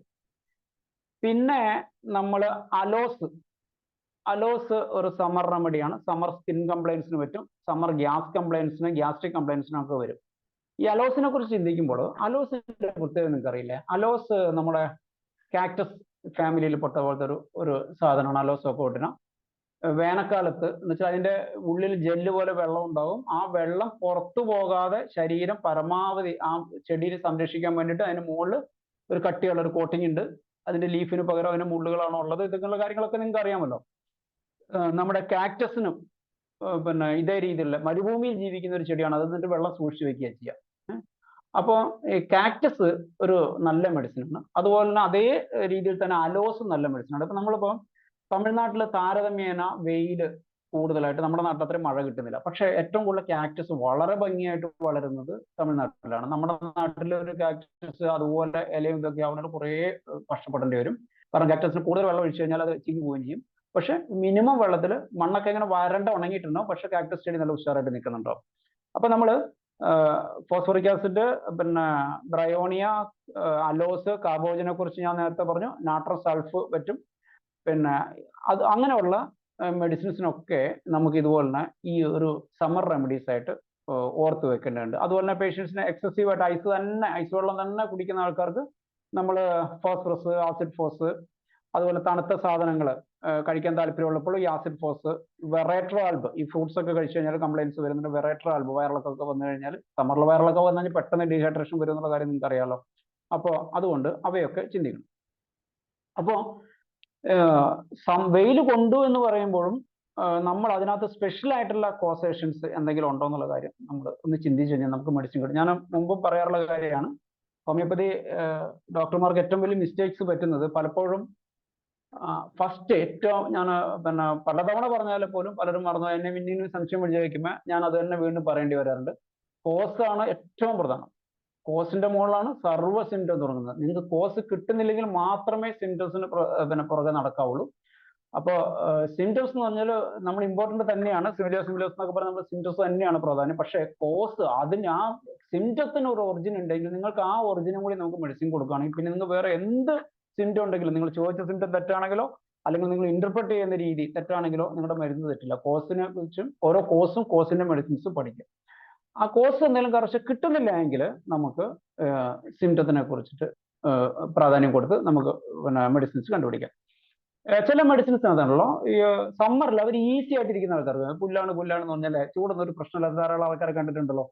അപ്പൊ അതിലൊന്നാണ് ഈ ആസിഡ് ഫ്ലോർ. ഞാൻ നേരത്തെ പറഞ്ഞ പോലെ അവർക്ക് വലിയ ചൂടും പ്രശ്നമില്ല, എത്ര തണുത്താലും പ്രശ്നമില്ല, അതൊരു മെഡിസിനാണ് ആസിഡ് ഫ്ലോർ. സമ്മർ അമൽറേഷൻ ഉള്ള മെഡിസിൻ, സോറിനം, സോർണം പേഷ്യൻസ് പിന്നെ അവരോട് ചോദിച്ചാൽ മതി, അവർ കിടന്നുറങ്ങുമ്പോൾ വേർത്ത് കുളിച്ചാൽ ഒരു തലയും കൂടി മൂടിയിട്ട് പിന്നെ കിടന്നുറങ്ങുന്ന ആൾക്കാർ, തലയിൽ പിന്നെ ചെവി അടക്കം കവർ ചെയ്തിട്ട് ഇടുന്ന ആൾക്കാർ, അതൊക്കെ ഈ സോറിനം അമലേഷൻ ബൈ സമ്മർ എന്നുള്ള സോറിനം, കാൽക്കരി ഫോസ്, ഫെറം, അതൊക്കെയാണ് നല്ല മെഡിസിൻസ് വരിക. പിന്നെ ഈ സമയത്ത് വെള്ളം കുറയുന്നതുകൊണ്ട് പൊതുവെ ആൾക്കാർ പുഴയിൽ കുളിക്കാനുള്ള പ്രവണത കൂടും.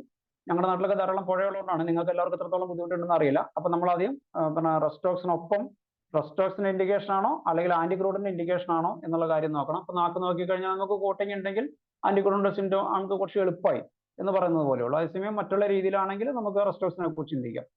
പിന്നെ കംപ്ലൈൻസ് നമ്മൾ പറഞ്ഞാൽ ചൂടുകൂര് വരും. ചൂടുകൂര് വരുമ്പോൾ ഏറ്റവും നല്ല മെഡിസിൻസിനകത്ത് ഒന്ന് നാട്രമൂറാണ്, സോൾ, ഞാൻ നേരത്തെ പറഞ്ഞ പോലെ സോളാണ് ഒരു നല്ല മെഡിസിൻ. ഞാൻ പറയുന്ന ഒരു ടിപ്പ് എന്താണെന്ന് വെച്ചാൽ, നമ്മൾ ഉഷ്ണാന ശാന്തി എന്ന് പറയുന്നില്ല, സിമിലിയ ക്യൂറൻഡർ എന്ന് പറയുന്ന പോലെ ഈ രോഗം മാറ്റാൻ ഏറ്റവും നല്ല വഴി, നേരത്തെ സമ്മറിലെ ഏറ്റവും നല്ല ഫ്രൂട്ട് എന്താണെന്ന് വെച്ചാൽ ഡ്രൈ ഫ്രൂട്ട്സ് ആണ് എന്ന് പറയുന്നത് പോലെ, സൂര്യപ്രകാശത്തിന്റെ ചൂട് കൊണ്ട് നമ്മുടെ ദേഹത്ത് ഇത് ബ്ലബ് അല്ലെ ഈ ചൂടുകുരു ഉണ്ടാവുകയാണെങ്കിൽ നമ്മൾ വെയിലത്ത് ഒരു ബക്കറ്റിനകത്ത്, സ്റ്റീൽ ബക്കറ്റിനകത്തോ അലുമിനിയം ബക്കറ്റിനകത്തോ വെള്ളം വെച്ചിട്ട് വെയിൽ കൊള്ളിക്കുക. ആ വെള്ളം വെയിൽ കൊണ്ട് ചൂടാകണം. അതിനകത്ത് നേരത്തെ പറഞ്ഞ നാട്രമൂറ്, നമ്മുടെ കല്ലുപ്പ് കുറച്ചിടുക, ഒരു സ്പൂണ് കല്ലുപ്പിട്ടാൽ മതി. എന്നിട്ട് ഈ വെള്ളം കൊണ്ട് കുട്ടികളെ കുളിപ്പിക്കുകയാണെങ്കിൽ ഈ ചൂടുകുരു പെട്ടെന്ന് കുറയും. അതൊന്ന് ശ്രമിച്ചു നോക്കുക. കാരണം അതൊന്നുമല്ല, ഹോമിയോപ്പതിക്കാണ്, അതിനകത്ത് വേറെ ഒന്നുമില്ല. അത് മെഡിസിന്റെ ഒരു എക്സ്റ്റേണൽ ആപ്ലിക്കേഷൻ രീതിയാണ്. നമ്മൾ തന്ത്രപൂർവ്വം അത് ഹോമിയോപ്പതിക്ക് രീതിയിൽ ഉപയോഗിക്കുന്നത് മാത്രമാണ്. അതുപോലെ തന്നെ ഈ സോളാർ വാട്ടർ ഹീറ്റർ ഉണ്ടെങ്കിൽ നമുക്ക് പൊതുവെ നമുക്ക് തണുപ്പുവെള്ളത്തിൽ കുളിക്കാനാണെങ്കിൽ ഈ സമയത്ത് താല്പര്യം തോന്നുക. പക്ഷെ നിങ്ങൾക്കറിയാം അതൊരു കോൺട്രഡിക്ടറി ആയിട്ടുള്ള രീതിയിൽ നമ്മൾ ഉപയോഗിക്കുമ്പോൾ ആ കുളിച്ച് കഴിയുന്ന ഉടനെ തന്നെ നമ്മൾ വേർത്ത് കുളിച്ചിട്ടുണ്ടാവും. പക്ഷെ അതേസമയം നിങ്ങൾ ഈ ചൂട് സമയത്ത് നിങ്ങൾ ഇളം ചൂടുവെള്ളത്തിലോ, ഇപ്പോൾ സോളാർ വാട്ടർ ഹീറ്റർ ഉള്ളവർ ചൂടുവെള്ളത്തിൽ, ആ സോളാറിന്റെ ചൂടുവെള്ളത്തിലോ കുളിക്കുകയാണെങ്കിൽ, കാരണം അത് സൂര്യ വെളിച്ചം കൊണ്ട് ചൂടായതാണ്, ആണ് കുളിക്കുകയാണെങ്കിൽ നിങ്ങൾക്ക് ഈ ചൂടിന്റെ വലിയ പ്രശ്നങ്ങൾ, ശരീരത്തിനും കാംനെസ് തോന്നും. കുളിച്ച് കഴിയുമ്പോൾ സെക്കൻഡറി ആക്ഷൻ ഉണ്ട്, പ്രൈമറി ആക്ഷൻ ചൂടാവും, സെക്കൻഡറി ആക്ഷൻ കൊണ്ട് നമുക്ക് നല്ല AC പോലെ സുഖകരമായ ഒരു അവസ്ഥ തോന്നും. അതൊന്ന് നിങ്ങൾ ചെയ്തു നോക്കുക. ഞാൻ ചെയ്യാറുള്ളത് കൊണ്ടാണ് ഞാൻ അത്ര ധൈര്യത്തിൽ പറയുന്നത്. പിന്നെ സ്കിൻ പ്രോബ്ലംസിനകത്ത് അൾട്രാവയലറ്റ് രശ്മികൾ നേരിട്ട് നമുക്ക് തട്ടാനുള്ള സാധ്യതകൾ, അങ്ങനെ രീതിയിൽ ബേൺസ് ഒക്കെ വരുമ്പോൾ നമ്മൾ എക്സ്റേയും നേരത്തെ പറഞ്ഞ സോളിനെ കുറിച്ചിട്ടൊക്കെ മെഡിസിനെ കുറിച്ച് ചിന്തിക്കാം. അതുപോലെ തന്നെ പേഷ്യൻസിന് അബ്നോർമൽ സിംറ്റംസ് എന്തെങ്കിലും, സാധാരണ രീതിയിൽ സമ്മറിൽ നമുക്ക് നല്ല തേസ്റ്റ് ഉണ്ടാവണം. പക്ഷെ തേസ്റ്റ്ലെസ് ഇൻ സമ്മർ ആണെങ്കിൽ നമുക്ക് ജൽസീമിയം, പൾസാറ്റിലെ ഒക്കെ ചിന്തിക്കണം. ജൽസീമിയത്തിന് ഇതുപോലെ വെയിൽ കൊണ്ടു കഴിഞ്ഞാൽ കുഴപ്പമുള്ള മെഡിസിനാണ്. പൾസാറ്റിലേക്ക് അതുപോലെ ഉണ്ടാവും. പൾസാറ്റിലേക്ക് അപ്പോൾ സൈനസൈറ്റിസ് ആണ് ഉണ്ടാവുക. സൈനസൈറ്റിസ് ഇൻ സമ്മർ, ഇപ്പൊ ഒരു പേഷ്യന്റ് ഇങ്ങനെ സൈനസൈറ്റിസ് ആയിട്ട് വരികയും അവർക്ക് ഈ തേസ്റ്റ്ലെസ്സും കൂടി ഉണ്ടെങ്കിൽ പിന്നെ വേറെ ഒരു മെഡിസിനെ കുറിച്ച് ചിന്തിക്കേണ്ട, നമുക്ക് പൾസാറ്റിൽ കൊടുക്കാം. പിന്നെ നമുക്ക് ഡിസ്ചാർജിന്റെ കളറൊക്കെ നോക്കിയിട്ടല്ലേ, ഇപ്പൊ ഈ സമയത്ത് ഡിസ്ചാർജ് സ്റ്റിക്കി ആയിരിക്കും, സ്ട്രിഞ്ചി ആയിരിക്കും, കാരണം അത് ഡ്രൈനെസ്സും കൂടിയാണ്. നമുക്ക് പ്രയോണിനെ കുറിച്ചും കാലിബേക്കിനെ കുറിച്ചും ചീറ്റിയ പോകില്ലാതെ വരികയൊക്കെ വരുമ്പോൾ നമുക്ക് അതിനെ കുറിച്ചിട്ട് ചിന്തിക്കാം. പിന്നെ നേരത്തെ പറഞ്ഞ പോലെ ഈ സമയത്ത് പോലും തല കവർ ചെയ്യണം എന്നുള്ള ചിന്തയുള്ള ആൾക്കാർക്ക് നമുക്ക് സോർണത്തെ കുറിച്ച് ചിന്തിക്കാം. ഈ സൺലൈറ്റ് അലർജിക്ക് സൂര്യപ്രകാശം കൊണ്ട് സോളാർ ആയിട്ടുള്ള ക്യാരക്ടറിസ്റ്റിക്സ് മാത്രമല്ല, സ്കിൻ ഇച്ചിങ്ങും മറ്റുള്ള രീതിയിൽ ഒക്കെ വരുന്ന ആൾക്കാർക്ക് കാക്ടസ് ടിഞ്ചർ എക്സ്റ്റേണൽ ആയിട്ട് വെളിച്ചെണ്ണ ചേർത്തിട്ട് ഉപയോഗിക്കാം. അലോവേറ നമുക്ക് ഉപയോഗിക്കാം. ഇപ്പോ പിന്നെ വാക്സിൻ്റെ ഒക്കെ പിന്നെ അലോവേറ, കലണ്ടുല അലോവേറ ജെല്ല് മേടിക്കാൻ കിട്ടും, ക്രീമായിട്ട് കലണ്ടുല അലോവേറ ക്രീം ഇത് കിട്ടും. അതാണ് ഇപ്പോഴത്തെ രീതിയിൽ നമുക്ക് ഏറ്റവും നന്നായിട്ട് പ്രിസ്ക്രൈബ് ചെയ്യാം. അതെന്നല്ല, ആ ബ്രാൻഡ് എന്നല്ല ഞാൻ ഉദ്ദേശിക്കുന്നത്, പല കമ്പനികളിലും കലണ്ടുല അലോവേറ ക്രീമുകൾ അവൈലബിൾ ആണ്. നമ്മൾ എന്തെങ്കിലും കൊടുത്തില്ലെങ്കിൽ നാട്ടുകാർ വേറെ എന്തെങ്കിലും മേടിച്ച് തേക്കും. അപ്പൊ അതുകൊണ്ട് ഹോമിയോപ്പതിയിൽ ഇതൊക്കെ നേരത്തെ പറഞ്ഞ പോലെ സ്റ്റാൻഡേർഡൈസേഷന്റെ ഭാഗമായിട്ടും പിന്നെ ഇൻഷുറൻസിന്റെ ഭാഗമായിട്ടും കോസ്റ്റ്ലി മെഡിസിന്റെ ഭാഗമായിട്ടും ഒക്കെ ഇങ്ങനെ മെഡിസിൻസ് അവൈലബിൾ ആയിരിക്കുമ്പോൾ നമ്മൾ നമ്മുടെ പ്രൊഡക്റ്റുകൾ മാർക്കറ്റ് ചെയ്യുന്നതിൽ വലിയ തെറ്റൊന്നുമില്ല. കാരണം പേസ്റ്റ്, നമുക്കറിയാം ഈ പേസ്റ്റ് ഈ രീതിയിലുള്ള സാധനങ്ങളോടൊന്നും ചിലപ്പോൾ വലിയ ഗുണമൊന്നും ഉണ്ടാവില്ലെന്ന്. പക്ഷേ ഹോമിയോപ്പതി ടൂത്ത് പേസ്റ്റുകൾ അവൈലബിൾ ആയിരിക്കുമ്പോൾ നമ്മൾ എന്ത് കുഴപ്പം, നമ്മുടെ പല പേഷ്യൻസ്, ഡോക്ടർമാർ പലപ്പോഴും ഉപയോഗിക്കുന്നില്ലെങ്കിൽ പല പേഷ്യൻസ് ഹോമിയോപ്പതി ടൂത്ത് പേസ്റ്റുകൾ ധാരാളം ഉപയോഗിക്കുന്നുണ്ട്. അവർ ഉപയോഗിക്കട്ടെ. അങ്ങനെയൊക്കെയാണ് ഹോമിയോപ്പതി ഓരോ വീടുകളിലും ഹോമിയോപ്പതി എത്തുന്നത്. ഹോമിയോപ്പതി ജനകീയമാക്കേണ്ടത് എങ്ങനെയെന്ന് ചോദിച്ചു കഴിഞ്ഞാൽ, ഇപ്പോൾ പനിക്ക് പാരസെറ്റമോൾ എന്ന് പറയുന്നത് പോലെ ഒരു പനിക്ക് ബെലഡോണ എന്ന് കേരളം മുഴുവൻ അല്ലെ ഇന്ത്യ മുഴുവൻ പറയുന്ന ഒരു രീതിയിലോട്ട് നമ്മൾ എത്തണം. അല്ലാതെ നമ്മുടെ മെഡിസിൻ ഒരിക്കലും പറഞ്ഞു കൊടുക്കില്ല എന്നൊന്നും ചിന്തിക്കേണ്ട. കാരണം ഒരു ബെൽഡോണ ലോ പൊട്ടൻസി ആണെങ്കിൽ നമുക്കൊരു വേണമെങ്കിൽ ഒന്ന് പിടിച്ചു നിൽക്കാനുള്ള ഒരു രീതി, ഹയർ പൊട്ടൻസി 1 ടർണമെന്റ് കാര്യമല്ല പറയുന്നത്, ഒരു 30യോ അല്ലെങ്കിൽ അതിന് ബിലോ പിന്നെ ഒരു 30ക്ക് താഴെയുള്ള ഒരു പൊട്ടൻഷ്യൽ നമുക്ക് പിന്നെ ഒരു ഓപ്പൺ മാർക്കറ്റിൽ അവൈലബിൾ ആണ് എങ്കിൽ, പല രാജ്യങ്ങളിലും കിട്ടുന്നത് പോലെ അവൈലബിൾ ആണ് എങ്കിൽ അങ്ങനെ ജനകീയമാകുന്ന ഒരു രീതി വരും. അതൊക്കെ നമ്മൾ ചിന്തിക്കേണ്ട ഒരു കാര്യമാണ്. അപ്പോൾ സൺ അലർജിക്ക് പിന്നെ നമ്മൾ ഉപയോഗിക്കുന്ന നാട്രം കാർബ്, നേരത്തെ പറഞ്ഞ സൈലീഷ്യ, കാക്ടസ് 30 അങ്ങനെയുള്ള സാധനങ്ങളൊക്കെ നമുക്ക് ഉപയോഗിക്കാം. പിന്നെ ചിലർക്ക് കുട്ടികൾക്ക് വെട്ടിക്കോ സൺലൈറ്റിൽ നടത്തുന്ന ആൾക്കാർ ബോധം കെട്ട് പോകാറുണ്ട്. അതിനകത്ത് ഒരു നല്ല മെഡിസിൻ അഗാരിക്കസ് ആണ് എന്നുള്ള കാര്യം ഓർക്കുക. വേനൽക്കാലത്ത് ധാരാളം കംപ്ലൈൻസ് വരുമ്പോൾ നമ്മൾ കുറച്ച് കംപ്ലൈൻസും അതിന്റെ മെഡിസിൻസും പറയുകയാണെങ്കിൽ, കുറെ ജലദോഷം വരികയാണെങ്കിൽ, വേനൽക്കാലത്ത് വരുന്ന ജലദോഷത്തിന് എന്നുവെച്ചാൽ സാധാരണ നമ്മളെ മഴ നനഞ്ഞിട്ടോ നീരിറക്കമൊന്നും ഇല്ലാതെ വെയിൽ കൊണ്ടിട്ട് ജലദോഷം വരികയാണെങ്കിൽ നമ്മൾ ചിന്തിക്കേണ്ട മെഡിസിൻ ജെൽസീമിയോ ആഴ്സാൽബോ ആണ്. അന്ന് ഓർക്കുക, വേനൽക്കാലത്ത് വരുന്ന ജലദോഷത്തിന്, വേനൽക്കാലത്ത് ജലദോഷം വരുന്ന വെച്ചാൽ പ്രാന്തായിപ്പോ നിങ്ങൾക്ക് തന്നെ അറിയാലോ. അല്ലെങ്കിൽ തന്നെ ഈ ചൂട് സഹിക്കാൻ പറ്റില്ല, അതിനിടയ്ക്ക് ജലദോഷം കൂടി വരുമ്പോൾ മൂപ്പറണ്ടിരിക്കുന്നു, കുഞ്ഞുങ്ങൾക്കൊക്കെ അസുഖം വരുമ്പോൾ ശരിക്കും കഷ്ടപ്പെട്ടു പോകും. അപ്പൊ അങ്ങനെ വരുമ്പോൾ ജെൽസീമിയോ ആഴ്സാൽബോ ആണ് ചിന്തിക്കേണ്ട മെഡിസിൻസ്. ഫേസ് ക്ലസും കൂടി ഉണ്ടെങ്കിൽ പിന്നെ വേറെ ഒന്നും ചിന്തിക്കുകയേ വേണ്ട, ജെൽസീമിയം തന്നെയായിരിക്കും. പിന്നെ അതിനകത്ത് തന്നെ കഫ് കൂടെ വരുന്നു, ടേസ്റ്റ് കൂടുതലായിട്ട് തോന്നുകയാണെങ്കിൽ നമുക്ക് ബ്രയോണിനെ കുറിച്ച് ചിന്തിക്കാം. അത് വാം വാട്ടർ വരികയാണെങ്കിൽ ആഴ്സാൽബിനെ കുറിച്ച് ചിന്തിക്കാം. ഇനി വാം വാട്ടറിന്റെ ക്ഷീണമാണെങ്കിൽ നമുക്ക് ആഴ്സാൽബിനെ കുറിച്ച് ചിന്തിക്കാൻ പറ്റും. വെയിൽ കൊണ്ടിട്ട് ബോധം കെടുന്നതിന് ആന്റിക്രൂഡും ഉപകാരപ്രദമാണ്. പിന്നെ സൺബേണിനകത്ത് നമ്മൾ ഒരു മെഡിസിൻ അർട്ടിക്ക യൂറൻസ് ആണ്. അർട്ടിക്ക യൂറൻസിനകത്ത് നിങ്ങൾ പിന്നെ പഠിച്ചിട്ടുണ്ടോ? അർട്ടിക്ക യൂറൻസ് സ്കിന്നിന്റെ സൂപ്പർഫിഷ്യൽ ലെയറിൽ മാത്രം വരുന്ന ബേൺസിനാണ് സാധാരണ അർട്ടിക്ക യൂറൻസ് ഉപയോഗിക്കുക. Burns confined to the skin, ബോറിനകത്ത് പറഞ്ഞിട്ടുണ്ട്. ഈ പിന്നെ ചൂടുകുരു എന്ന് പറഞ്ഞാലും പലപ്പോഴും ഈ ചൂട് കൊണ്ട് ഉണ്ടാകുന്നത് തൊലിപ്പുറമേ മാത്രമേ ഉണ്ടാവുള്ളൂ, ഡീപ്പായിട്ടൊന്നും വരുന്നില്ല. അങ്ങനെയൊക്കെ വരുമ്പോൾ നമ്മൾ ചിന്തിക്കാവുന്ന ഒരു മെഡിസിൻ വിത്ത് ഇച്ചിങ് ഒക്കെ ഉണ്ടെങ്കിൽ അർട്ടിക്ക യൂറൻസ് പിന്നെ ഉപയോഗിക്കുക. അർട്ടിക്ക യൂറൻസ് പലപ്പോഴും വെസ്റ്റേണിലായിട്ട് ചിലർ ഉപയോഗിക്കുന്നത് ഞാൻ കണ്ടിട്ടുണ്ട്. അർട്ടിക്കേരിയ ആണെങ്കിലോ അങ്ങനെ വരാം, ചുവന്ന് നല്ല അലർജി പോലെ പോകുന്ന ആൾക്കാരുണ്ട്, മുഖമൊക്കെ തുടുത്തു വരാറില്ല. അങ്ങനെയാണെങ്കിൽ നാട്രം കാർബാണ്. ഹെഡേക്ക് തൊട്ട് മുമ്പത്തെ ക്ലാസ് ഹെഡേക്കിനെ കുറിച്ചായിരുന്നു. അപ്പൊ ആ ഡോക്ടർ പറഞ്ഞിട്ടുള്ള ഒരു കാര്യം തന്നെയാണ്. ഹെഡേക്കിനകത്ത് ഗ്ലോണോയിൻ, നാട്രമൂറിന്റെ അക്യൂട്ട് ആയിട്ടുള്ള ബ്രയോണിയ. എപ്പോഴും നമ്മൾ ഓർക്കുക, ബ്രയോണിയ സമ്മറിൽ അക്യൂട്ട് കംപ്ലൈൻസിന്റെ ദ കിങ് വേണമെങ്കിൽ നമുക്ക് ചിന്തിക്കാം. അതിനകത്ത് ക്രോണിസിറ്റി വന്നു കഴിഞ്ഞാൽ ബ്രയോണിയന്റെ ക്രോണിക്കുന്ന രീതിയിൽ നാട്രമൂറിലോട്ട് പോകാം. ബെൽഡോണ കഞ്ചഷൻ വരും, ഗ്ലോണോയിനും കഞ്ചഷൻ വരും. ബെൽഡോണന്റെ വിത്ത് റെഡ്നസും കൂടി കഞ്ചഷൻ ഉണ്ടാവും. പിന്നെ നാട്രം കാർബോജ് പോലുള്ള മെഡിസിൻസ്. പനിയാണ് വരുന്നതെങ്കിൽ നമ്മൾ 1 ആന്റിക്രൂഡ്, 2 അക്കണൈറ്റ്, ബെൽഡോണയൊക്കെ ഉണ്ട്. അക്കണൈറ്റിനകത്ത് നിങ്ങൾ പറയുന്നത് വെച്ചാൽ പേഷ്യന്റ് രാവിലെ പോകുമ്പോൾ ഒരു കുഴപ്പം ഉണ്ടാവില്ല, പെട്ടെന്ന് ഇന്റൻസ് ഹീറ്റ് ആയിട്ട് തിരിച്ചു വരുന്നു. അപ്പൊ അക്കണൈറ്റ് ആണ്. ആസ്മ ഇൻ സമ്മർ നമുക്ക് പെട്ടെന്ന് കിട്ടില്ല എന്ന് തോന്നും, പക്ഷേ നിങ്ങൾ ഈ സമയത്ത് വരുന്ന ആസ്മകളെല്ലാം ആസ്മ ഇൻ സമ്മർ എന്നുള്ള രീതിയിൽ കണക്കാക്കണം. എന്നാലാണ് നിങ്ങൾക്ക് പെട്ടെന്ന് മെഡിസിൻസ് ചിന്തിക്കാൻ പറ്റുക. അതിനകത്ത് ആഴ്സാൽബും, കാർബോജി, സിഫിലിനും, ഈ 3 മെഡിസിനാണ് ഏറ്റവും പ്രധാനപ്പെട്ട മെഡിസിൻസ്. അപ്പൊ അതിനകത്ത് സിഫിലിനൊക്കെയാണ് നമുക്കറിയാം സിംഗിൾ ഡോസ് ഒക്കെ കൊടുത്താൽ മതിയോ. കാർബോജും ആഴ്സാൽബും, കാർബോജിനെ നമുക്കറിയാലോ പിന്നെ ധാരാളം വായു കിട്ടണമെന്നൊക്കെ ഉള്ള ലാക്ടസിനെ പോലെ ചിന്തിക്കുന്ന ഒരു മെഡിസിനാണ് കാർബോജ്. ബ്രീത്തിങ് ഡിഫിക്കൽറ്റി ആണെങ്കിൽ അർജനേട്രിക്കും അവിടെയും സിഫിലിനെ തന്നെയാണ് പറയാം. പിന്നെ ആസ്മ ഫ്രം കോൾഡ് ഡ്രിങ്ക്സ്, നേരത്തെ പറഞ്ഞ പോലെ ഇപ്പൊ ബ്രയോണിയ വരും, ആഴ്സാൽബ് വരും, ഇവയൊക്കെയാണ്. പിന്നെ സോളും വരും. ഇവയൊക്കെ ആസ്മയ്ക്ക് ഉണ്ട്. കഫ്, ചുമയ്ക്ക് മിക്കവാറും തണുത്ത വെള്ളം കുടിച്ചിട്ടായിരിക്കും വരിക, അല്ലെങ്കിൽ തണുപ്പ് പെട്ടെന്ന് സപ്രസ് ചെയ്തിട്ടായിരിക്കും വരിക. അപ്പോൾ നമുക്ക് പെട്ടെന്ന് ചിന്തിക്കാവുന്ന ഇൻഡിക്കേറ്റർ മെഡിസിൻ എന്ന് വെച്ചാൽ ബ്രയോണിയാണ്. പിന്നെ നമുക്ക് സിംറ്റം നോക്കിയിട്ട് നമുക്ക് കൊടുക്കാം. മിക്കവാറും ബ്രയോണിയ കൊടുത്തു കഴിഞ്ഞാൽ തന്നെ ഈ സമ്മറിൽ വെയിലിന്റെ കണ്ടീഷൻസും അത് 30 200 60 ഏത് കൊടുത്തു കഴിഞ്ഞാൽ ആക്ഷൻ കിട്ടാറുണ്ട്. സൈനസൈറ്റിസിന്റെ കോസ് നമ്മൾ പറഞ്ഞു. ഇപ്പോഴത്തെ ചൂടുണ്ട്, പൊടിയുണ്ട്. പൊടിയും കൂടി ആകുമ്പോൾ നമുക്ക് ആഴ്സൈറ്റിനെ കുറിച്ച് ചിന്തിക്കണം. ചേഞ്ച് ഓഫ് ക്ലൈമറ്റ് ആകുമ്പോൾ ബ്രയോണിയ, കാലിബായ്ക്ക്, പൾസാറ്റില, സൈലീഷ്യ ഞാൻ പറഞ്ഞു മണ്ണ് തന്നെയാണ്, അന്തരീക്ഷത്തിൽ പൊടിയായിട്ട് നിൽക്കുക. അപ്പൊ സിലിക്കയാണ് ഔട്ടർ ക്രസ്റ്റിൽ ഭൂമിയിൽ ഉണ്ടാവുക. അപ്പൊ അതുകൊണ്ട് തന്നെ നമുക്ക് സൈലീഷ്യനെ ഈസി ആയിട്ട് നമുക്ക് കൊടുക്കാൻ പറ്റും. അകത്ത് കയറിയ പൊടികളെ മുഴുവൻ പുറത്ത് കളയാന്നുള്ള രീതിയിൽ നമുക്ക് സൈലീഷ്യനെ കുറിച്ച് ചിന്തിക്കാം. Especially the foreign bodies, water may be the foreign body, whether it is dust or water may be. അങ്ങനെയൊക്കെ ചിന്തിച്ചു കഴിഞ്ഞാൽ നമുക്ക് സൈലീഷ്യൊക്കെ പെട്ടെന്ന് ഓർമ്മ വരും. നമ്മൾ ലോജിക്കായിട്ട് ചിന്തിക്കുമ്പോഴാണ് നല്ല റിസൾട്ടുകൾ നമുക്ക് കിട്ടുക. ചൂട് കൊണ്ട് ക്ഷീണം വരിക. ഇപ്പൊ പല ആൾക്കാർ പറയാറുണ്ട്. ഇപ്പൊ അടുത്ത ദിവസം ഒരു ഫേസ്ബുക്ക് പോസ്റ്റ് ഉണ്ടായിരുന്നു, ഇത് സോഷ്യൽ മീഡിയ പോസ്റ്റ് ഉണ്ടായിരുന്നു. വീടുകളിലുള്ള ആൾക്കാർ തന്നെ, ഈ ഓൾഡ് ഏജിലുള്ള ആൾക്കാർ ഭയങ്കരമായിട്ട് ക്ഷീണം കൊണ്ട് കഷ്ടപ്പെടാറുണ്ട് എന്ന് പറയാറുണ്ട്. ആ ക്ഷീണം കൊണ്ട് കഷ്ടപ്പെടുന്നതും ഡീഹൈഡ്രേഷൻ തന്നെയാണ്. ഇപ്പൊ അൾഷിമേഴ്സിന് നമുക്കറിയാം ബ്രെയിൻ ഡ്രൈ ആയിട്ട് പോവുകയാണ് ചെയ്യുക. അൾഷിമേഴ്സിനുള്ള ആൾക്കാരോട് ധാരാളം വെള്ളം കുടിക്കാനും കുളിക്കാനും പറയണം. അപ്പൊ ഞാൻ പറയാറുള്ള വാട്ടർ ടബിനകത്ത് മുങ്ങി, കാരണം തല ചിലർക്ക് കൂടുതൽ നേരം നനഞ്ഞു കഴിഞ്ഞാൽ ജലദോഷം വരും. വാട്ടർ ടബിനകത്ത് കുറെ നേരം കിടക്കുക, അല്ലെങ്കിൽ കുളത്തിൽ കുളിക്കുക. പഴയ കാലത്തൊക്കെ ഈ ആയുർവേദ ചികിത്സയിലൊക്കെ കുളത്തിൽ കുളിക്കാനാ പറയാം. കുറച്ച് ദീർഘനേരം നിന്ന് കഴിഞ്ഞാൽ നമ്മൾ കുടിക്കുന്നതിനേക്കാൾ കൂടുതൽ വെള്ളം, കാരണം ഏറ്റവും വലിയ ഔട്ടർ ഓർഗൻ എന്ന് പറയുന്നത് സ്കിന്നാണ്, നിങ്ങൾക്കറിയാം. അപ്പോൾ കുറേ വെള്ളം സ്കിന്നിലൂടെ അബ്സോർബ് ചെയ്യും. നമ്മൾ കുടിക്കുന്ന ക്വാണ്ടിറ്റിനൊക്കെ എത്രയോ കൂടുതൽ ക്വാണ്ടിറ്റി വെള്ളം നമ്മുടെ സ്കിന്നിലോട്ട് അബ്സോർബ് ചെയ്യും. മാത്രമല്ല, നമ്മൾ കുടിച്ചു കഴിഞ്ഞാൽ അത് സ്റ്റൊമക്കേക്കൂടെ അബ്സോർബ് ചെയ്ത് സ്കിന്നിൽ എത്തണ്ടേ? അല്ലാതെ ഈസി ആയിട്ട് സ്കിന്നിന് കുറച്ചുകൂടി വെള്ളം കിട്ടാനുള്ള ഒരു സാധ്യതകളുണ്ട്.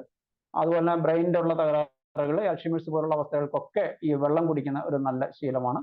അപ്പൊ അതുകൊണ്ട് വെള്ളം നന്നായിട്ട് കുടിക്കുക. അപ്പൊ വീക്ക്നെസ് വരുമ്പോൾ നാട്രം കാർബ്, ലാക്ടസിസ്, അയഡം, സെലിനിയം. ഈ സെലിനിയത്തിനകത്ത് നിങ്ങൾ വായിച്ചു വെക്കിയാൽ ആഫ്റ്റർനൂൺ ഹെഡ് ഏക്കിനും സെലിനിയം നല്ലൊരു മെഡിസിൻ ആണ്. എന്ന് വെച്ചാൽ ഉച്ചവരെ വെയിൽ കൊണ്ടിട്ട് വൈകുന്നേരം അയക്കുമ്പോൾ ക്ഷീണവും, നമുക്ക് സെലിനിയം സാധാരണ വീക്ക്നെസ്സിന് കൊടുക്കുമല്ലോ. എന്ന് വെച്ചാൽ സെക്ഷൽ വീക്ക്നെസ് മാത്രമല്ല, അല്ലാതെയുള്ള വീക്ക്നെസ്സിനൊക്കെ കൊടുക്കുന്ന മെഡിസിൻ ആണ് സെലിനിയം. അപ്പൊ അങ്ങനെയുള്ള വീക്ക്നെസ് വരുമ്പോൾ നമുക്ക് വി തിങ്ക് അബൌട്ട് സെലിനിയം. പിന്നെ സമ്മർ കൺജന്റിവൈറ്റിസ് ചിലപ്പോൾ എപ്പിഡമിക് ആയിട്ട് വരും. അതിൽ ആദ്യം ചിന്തിക്കേണ്ട മെഡിസിൻ സെപ്പിയാണ്. പലപ്പോഴും നമ്മൾ ദൈവം സഹായിച്ച് സെപ്പിയോട്ട് ഓർക്കുകയില്ല. പിന്നെ യൂറിനറി ട്രാക്ട് ഇൻഫെക്ഷൻ, നമുക്ക് വെള്ളം കുടിക്കാൻ വെള്ളം ഒന്നുകിൽ കൊണ്ടുപോകുന്ന വെള്ളം തീർന്നു പോകും, അല്ലെങ്കിൽ വേർപ്പിക്കടെ ഇവാപറേറ്റ് ചെയ്തു പോകും, മൂത്രത്തിക്കടെ പോകാൻ ഉണ്ടാവില്ല. അപ്പോൾ ഈ സമയത്ത് മൂത്രത്തിന്റെ അളവ് കുറയുന്നത് കൊണ്ട് ഗൗട്ട് കൂടും, അല്ലെ? യൂറിക് ആസിഡിന്റെ ഇത് കൂടും, യൂറിനറി ട്രാക്ട് ഇൻഫെക്ഷൻ വരും. അപ്പൊ നമ്മൾ പേഷ്യൻസിനോട് പറയുന്നത് ധാരാളം വെള്ളം കുടിച്ചാൽ മാത്രം പോലെ മൂത്രം ഒഴിക്കുന്ന ഒരു ടെൻഡൻസി, അല്ലെങ്കിൽ മൂത്രത്തിൽ കല്ല് വരും. അതിന്റെ കാര്യം അറിയാമോ? ഈ വെള്ളം കുടിച്ചു, ഇത് വെള്ളം മുഴുവൻ സ്കിന്നിക്കടെ എന്ന് വെച്ചാൽ കുടിക്കുന്ന വെള്ളം സ്കിന്നിലൂടെ ചാനലൈസ് ചെയ്ത് ഇങ്ങനെ പോയിക്കൊണ്ടിരിക്കും. അപ്പൊ ആ ട്രാക്കാണ് ഓപ്പൺ ആയിക്കൊണ്ടിരിക്കുക. ഇഷ്ടംപോലെ വേർക്കും, നമ്മുടെ നാട്ടിൽ നല്ല ഇടിയാണേ, ഇഷ്ടംപോലെ വേർക്കുന്നു, ആ വഴി അങ്ങോട്ട് പോകുന്നു. മൂത്രസഞ്ചിയിൽ വെള്ളം നമ്മൾ വൈകുന്നേരം വരെ വേണം മൂത്രം ഒഴിക്കാതിരിക്കുക. പക്ഷെ നമ്മൾ ആ ചാനൽ തുറന്നു കൊടുക്കാന്ന് വിചാരിക്കുക. 2 മണിക്കൂർ അലാറം വെച്ചിട്ട് വെള്ളം കുടിക്കുന്ന പോലെ അലാറം വെച്ചിട്ട് മൂത്രം ഒഴിക്കുക. ഇവൻ ഡോക്ടേഴ്സ് ആണ് ശ്രദ്ധിക്കേണ്ട ഒരു കാര്യമാണ്. ഒരാൾ വെള്ളം കുടിക്കുക, മൂത്രം ഒഴിച്ചുകൊണ്ടിരിക്കുകയാണെന്ന് വെച്ചാൽ ഈ ട്രാക്ക് ഓപ്പൺ ആയി വരും.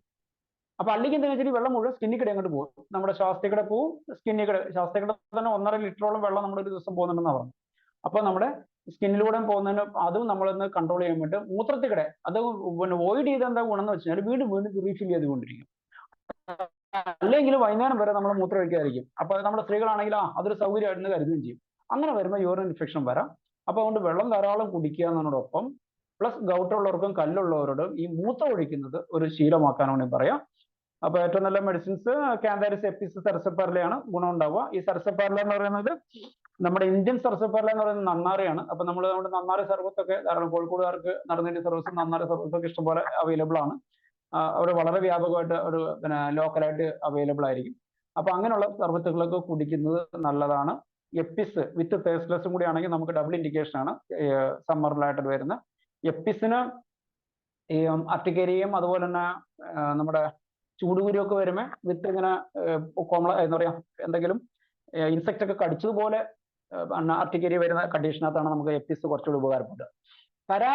പരാലിസിസ് എങ്ങനെയാ വരിക എന്ന് വെച്ചാൽ ടിപ്പിക്കൽ നമ്മുടെ ബെൽസ് പാൾസി ഒക്കെ പോലെ ചെറിയ പരാലിസിസ് എങ്ങനെയാ വരിക എന്ന് വെച്ചാൽ പരാലിസിസോ കൈക്ക് മരയിപ്പോ പേശികൾക്ക് ബലക്കുറവൊക്കെ വരിക. എന്താ കാര്യം എന്ന് വെച്ചാൽ അത് നിങ്ങൾ ശ്രദ്ധിച്ചിട്ടുണ്ടോ? ഈ ചില പേഷ്യൻസേ ഇപ്പൊ AC ഒന്നും ഇല്ലാത്ത വീടുകളിൽ പാവപ്പെട്ട ആൾക്കാർ എന്താ ചെയ്യുക? പ്രത്യേകിച്ച് ഈ നോമ്പുകാലം ആകുമ്പോൾ ഒന്നെങ്കിൽ തറയിൽ ഇറങ്ങി അങ്ങോട്ട് കിടക്കും. പള്ളിയിൽ പോയിട്ട് പള്ളിയിലെ ഹാളിൽ കിടക്കുന്ന ധാരാളം ആൾക്കാരെ ഞാൻ കണ്ടിട്ടുണ്ട്. ഈ സമയത്ത് നോമ്പിന്റെ സമയമാകുമ്പോഴേ. അപ്പൊ ചിലർ വീടിനകത്ത് തറയിൽ ഷട്ടറിൽ ഊരിയിട്ടിട്ട് ഈസി ആയിട്ട് വെറുതെ കിടക്കുന്ന ആൾക്കാർ. ചിലരെന്ത് ചെയ്യും, അതിന് കുറച്ചും കടുപ്പം കൂട്ടാൻ വേണ്ടിയിട്ട് തുണിയോ തോർത്തൊക്കെ നനച്ചിട്ട് വിരിച്ചിട്ട് അതിന് മുകളിൽ കിടക്കും. പിന്നെ തറയിൽ തന്നെ വെള്ളം ഒടിച്ചിട്ട് ആഘോഷമായിട്ട് കിടക്കുന്ന ആൾക്കാരുണ്ട്. അപ്പൊ എഴുന്നേറ്റ് കഴിയുമ്പോൾ എന്താ ചെയ്യുന്നത്? ഞാൻ നേരത്തെ പറഞ്ഞ പോലെ നമ്മുടെ ശരീരത്തിലുള്ള ഫാറ്റിന്റെ 2 ലെയർ 2 രീതിയിൽ, ഒന്ന് ലിക്വിഡ് ഫോമിലുള്ള നിൽക്കുന്നതും മറ്റത് ഒരു സെമി ലിക്വിഡ് ഫോമിലും കൂടി ആയി മാറുമ്പോൾ അത് മസിൽസിന്റെ ഉള്ളിൽ നമുക്ക് വാട്ടറിനുള്ള ഒരു പ്രത്യേകത അറിയാലോ. എല്ലാവരും ഈ ലിക്വിഡ് മീഡിയവും തണുക്കും തോറും വികസിക്കുകയാണ് ചെയ്യുക. അപ്പൊ മസിൽ ഫൈബർ വികസിക്കും. അതുകൊണ്ടാണ് ഐസ്ബർഗ് നിങ്ങൾക്ക് അറിയാലോ, ഐസ്ബർഗ് വെള്ളത്തിൽ നമ്മൾ പൊങ്ങി കിടക്കുന്നു എന്ന് വെച്ചാൽ അതിന്റെ ഡെൻസിറ്റി കുറയുന്നു, വലിപ്പം കൂടുക ചെയ്യുക, വെള്ളത്തിന് വലിപ്പം കൂടുക ചെയ്യുക. അപ്പൊ അതുകൊണ്ട് എന്ത് ചെയ്യും, ഈ മസിൽ ഫൈബർ ക്രാക്ക് ചെയ്യും.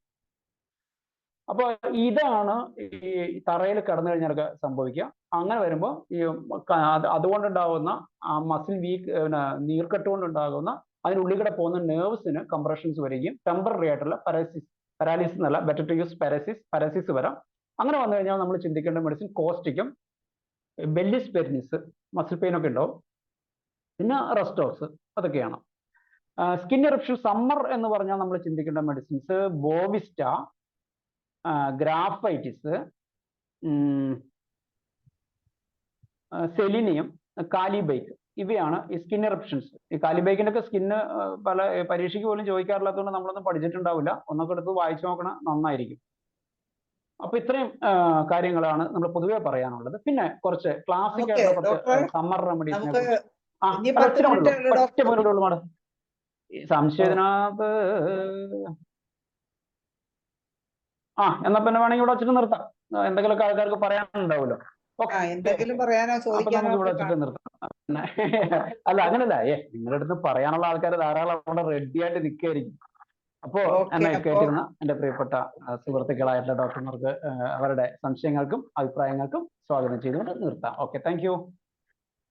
ഓക്കെ മനോജ് ഡോക്ടറെ, വളരെ നല്ല ഒരു പ്രസന്റേഷൻ ആയിരുന്നു. ഒരുപാട് ഇപ്പൊ സമ്മർ സീസൺ ആയി ചൂടുകൊണ്ടിരിക്കാൻ വയ്യാത്ത അവസ്ഥയാണ് ഇപ്പൊ ഡോക്ടർ പറഞ്ഞ ഒരുപാട് കാര്യങ്ങൾ, ഒരുപാട് മെഡിസിൻസ് ഒക്കെ എല്ലാവർക്കും ഒരുപാട് പ്രയോജനം ചെയ്തു കാണുമെന്ന് വിചാരിക്കുന്നു. ഇനി എന്തെങ്കിലും ഇതിനെക്കുറിച്ച് ഡോക്ടറോട് സംശയങ്ങൾ ചോദിക്കാനോ അല്ലെങ്കിൽ എന്തെങ്കിലും അഭിപ്രായങ്ങൾ പറയുവാനോ ഉണ്ടെങ്കിൽ തീർച്ചയായിട്ടും ഓരോരുത്തരായിട്ട് ഹാൻഡ് റൈസ് ചെയ്ത് വരിക. സമയം വളരെ കുറവാണ്, 10 മിനിറ്റേ ഉള്ളൂ. സംശയമൊന്നും വേണ്ട, അഭിപ്രായങ്ങളും എക്സ്പീരിയൻസും ഒക്കെ പറട്ടെ. അല്ലെ എനിക്കൊരു എല്ലാരും ഒന്ന് പെട്ടെന്ന് ഹാൻഡ് റൈസ് ചെയ്ത് മുമ്പോട്ട് വരണേ. അപ്പോഴേക്കും ഞാനൊരു സംശയം ചോദിക്കട്ടെ ഡോക്ടർ. യൂഫ്രേഷ്യര്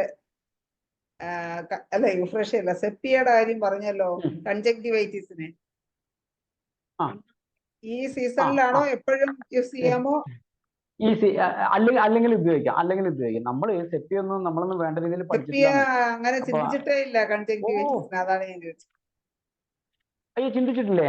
അത് സാറില്ല, നമ്മൾ പറഞ്ഞില്ലേ നമ്മൾക്ക് ഇങ്ങനെയൊക്കെ ഓരോ ക്ലാസ് കിട്ടുമ്പോഴൊക്കെയാണ് സെപ്പിയ കൺജക്ടിവൈറ്റിസ് നല്ല സൂപ്പർ മെഡിസിൻസ്. നമ്മുടെ സീനിയേഴ്സ് ഇവിടെ കൂടെയുള്ള ആരെങ്കിലും ഒരുപക്ഷെ പറയുമായിരിക്കും. സെപ്പിയ സമ്മർക്കം, പിന്നെ സെപ്പിയന്റെ ഡോക്ടർ, ഈ ബൈലാറ്ററൽ ആയിട്ട് വരുന്ന എല്ലാത്തിനും സെപ്പിയ വളരെ ഫലപ്രദമാണ്. സ്കിൻ ഡിസീസ് അല്ലേ സാറേ? സിമെട്രിക്കൽ ആയിട്ട് ഇപ്പൊ മുഖത്ത് രണ്ട് സൈഡിലും ഒരുപോലെ പാട് വരിക. അതെ, സ്കിൻ ഡിസീസ് രണ്ട് സ്ഥലത്ത് ഒരുപോലെ വരിക, ബട്ടർഫ്ലൈ റാഷ് എന്ന് പറയുന്ന രീതിയിലുള്ളത്. കൺജക്ടിവൈറ്റിസും ഒക്കെ അതുപോലെയാണല്ലോ, സിമെട്രിക്കൽ ആയിട്ട് ഒന്നിച്ച് ചിലപ്പോൾ വരാറുണ്ട്, ചിലപ്പോൾ വൺ സൈഡ് ഷിഫ്റ്റ് ചെയ്ത് വരാറുണ്ട്. എന്തായാലും ഇത് സൂപ്പർ ആയിരുന്നു. അത് തന്നെ, വളരെ അതെ, സമ്മർ കംപ്ലൈന്റ് ആൾക്കാർ കുറവായിരുന്ന ഒരു കുഴപ്പം മാത്രമേ ഉള്ളൂ അല്ലേ? പക്ഷെ അതെന്താണെന്നറിയാമോ, ഇപ്പോഴേ ഇത് യൂട്യൂബിൽ അപ്ലോഡ് ചെയ്യുന്നോണ്ടേ അവിടെ ഒന്നാണ് എല്ലാവരും കുറച്ച് സാവകാശം ഇരുന്നിട്ട് കണ്ടാക്കാന്ന് വിചാരിക്കാം. ഇരുന്ന് സ്വസ്ഥമായിട്ട് കാണാം. ഡോക്ടർ അത് ഇടയ്ക്ക് പറഞ്ഞാൽ മതി, അപ്പോഴേക്കും നമുക്ക് ഓരോരുത്തരെ ഹാൻഡ് റൈസ് ചെയ്തിട്ടുണ്ട്. സലീം കുമാർ ഡോക്ടർ നമ്മളുണ്ടല്ലോ ബോറിക്കിനകത്ത് തന്നെ പറഞ്ഞിട്ടുണ്ട് കേട്ടോ. ഒന്ന് വായിച്ച് നമ്മുടെ കഥനകത്തുള്ളതേ അതിനകത്ത് പറഞ്ഞ നമുക്ക് സ്റ്റൈക്ക്, ടാർസൽ ട്യൂമേഴ്സ്, കുറെ കാരണങ്ങളുണ്ട്. അപ്പൊ നമ്മൾ പറഞ്ഞില്ല സെപ്പിയനെ കുറിച്ച് നമ്മൾ ചിന്തിച്ചിട്ടില്ല എന്ന് മാത്രമേ ഉള്ളൂ. ഒറ്റ മെഡിസിനേ ഉള്ളൂ സെപ്പിയക്ക്, കൺജക്ടിവൈറ്റിസിന്. സമ്മർ കൺജക്ടിവൈറ്റിസ് ഒറ്റ മെഡിസിനേ ഉള്ളൂ. ഓക്കെ, വലിയ ഉപകാരം, അത് ഞാൻ നോക്കിക്കോളാം. ഓക്കെ, ഇനി സലീം കുമാർ ഡോക്ടർക്ക് എന്താണ് പറയാനുള്ളതെന്ന് ഡോക്ടറെ സംസാരിക്കും. സാറേ, ഒരാൾക്ക് മീൻ ആവശ്യമുള്ളവന് മീൻ വാങ്ങിച്ചു കൊടുക്കുന്നതിനേക്കാൾ അവന് ചൂണ്ട വാങ്ങിച്ചു ചൂണ്ടായിട്ട് വന്നിട്ടുണ്ട്. സാറിന്റെ ക്ലാസ്സിന്റെ ഏറ്റവും വലിയ ഗുണം അതാണ്, നമ്മളെ കൊണ്ടൊന്ന് ചിന്തിപ്പിക്കുക എന്നുള്ളത്. അത് വേറെ ആരും അധികം പേര് അങ്ങനെ ആ ഒരു അപ്രോച്ച് എടുക്കാറില്ല. അതതിന്റെ ഏറ്റവും വലിയ പ്ലസ് പോയിന്റ്. അതിന് നന്ദി പറയുന്ന രണ്ടാമത്തെ കാര്യം, ഇപ്പൊ സാറിന് അർത്തിക വിവരൻസ് പറഞ്ഞപ്പോഴാണ് ഒരു കാര്യം പറഞ്ഞല്ലോ, ചൂടിന്റെ നന്നാറിയുടെ സർവത്ത് കുടിക്കാൻ പറഞ്ഞല്ലോ.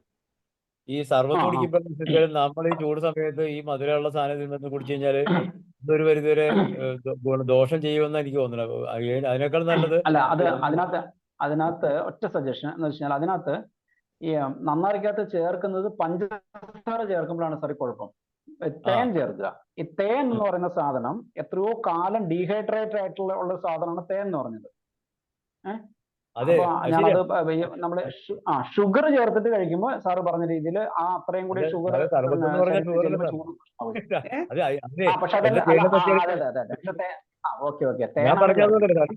ഇതിന്റെ ഇത് പച്ചമരുന്ന് കടയിൽ, അങ്ങാടി മരുന്ന് കടയിൽ വാങ്ങിക്കാൻ കിട്ടും. അതിന്റെ ഒരു കമ്പ്യൂട്ടർ തിളപ്പിച്ചാല് അത് ഒന്നാം തരം കുടികളായിട്ട് ഉപയോഗിക്കാം. തീർച്ചയായിട്ടും നല്ല തീർച്ചയായിട്ടും സാധനം. തീർച്ചയായിട്ടും പിന്നെ ഒരു കാര്യം അഡീഷണൽ പറയാനുള്ളത്, സാറ് ഫ്രൂട്ട്സിന്റെ കാര്യം പറഞ്ഞു. ഫ്രൂട്ട്സ് കഴിക്കുമ്പോൾ ഏതെങ്കിലുമൊക്കെ പതിവില്ലാത്തൊരു ഫ്രൂട്ട്സ് കഴിച്ചാൽ നമുക്ക് എന്തെങ്കിലും കുഴപ്പമുണ്ടാകുമെന്ന് സംശയം തോന്നിയാൽ നമ്മൾ സ്വയം ചികിത്സ ചെയ്യുന്ന അല്പം തേങ്ങ കഴിച്ചാൽ മതി. ഒട്ടുമിക്ക ഫ്രൂട്ട്സിന്റെ പ്രോബ്ലംസ് തേങ്ങ കവർ ചെയ്യും. തേങ്ങ തേങ്ങയാണ് ഒരു നല്ലൊരു ഒരു ആന്റി അത് ടോക്സിക് ആയുർവേദത്തിൽ ഇങ്ങനെയുള്ള സാധനം പറഞ്ഞിട്ടുണ്ട്. തേങ്ങ കഴിച്ചു കഴിഞ്ഞാൽ നമ്മൾ പലപ്പോഴും മിക്സ് ചെയ്ത ഫ്രൂട്ട്സ് കഴിച്ചാൽ പല ഫ്രൂട്ട്സൊക്കെ ഇപ്പൊ അതുകൊണ്ട് മാത്രം വയറുവേദന പ്രശ്നങ്ങളൊക്കെ ഉണ്ടാവാം. അവസാന ദിവസം തേങ്ങ കഴിച്ചാൽ ഒരുപാട് പ്രശ്നങ്ങൾ ഒഴിവാകും. തേങ്ങാക്കൊത്ത് കഴിക്കുക അല്ലേ? Okay okay sir, okay sir. കഴിഞ്ഞോ ഡോക്ടറെ? അതെ, നീ ഉണ്ടോ? അത്രേ ഉള്ളൂ. ഞാൻ സമയം Dhanesh Dhanesh doctor hand raise ചെയ്തിരുന്നു, ഇപ്പൊ കാണുന്നില്ല. സലീം കുമാർ ഡോക്ടർ പറഞ്ഞു കഴിഞ്ഞോ? ഇനി എന്തെങ്കിലും പറയാനുണ്ടെങ്കിൽ പറയാം. ഇത്രേ ഉള്ളൂ. ഇത്രേ ഉള്ളൂ. ഓക്കെ. ഇനി ആർക്കെങ്കിലും എന്തെങ്കിലും മനോജ് ഡോക്ടറോട് ചോദിക്കാനോ പറയാനോ ഉണ്ടെങ്കിൽ തീർച്ചയായിട്ടും ഹാൻഡ് റൈസ് ചെയ്ത് വരിക.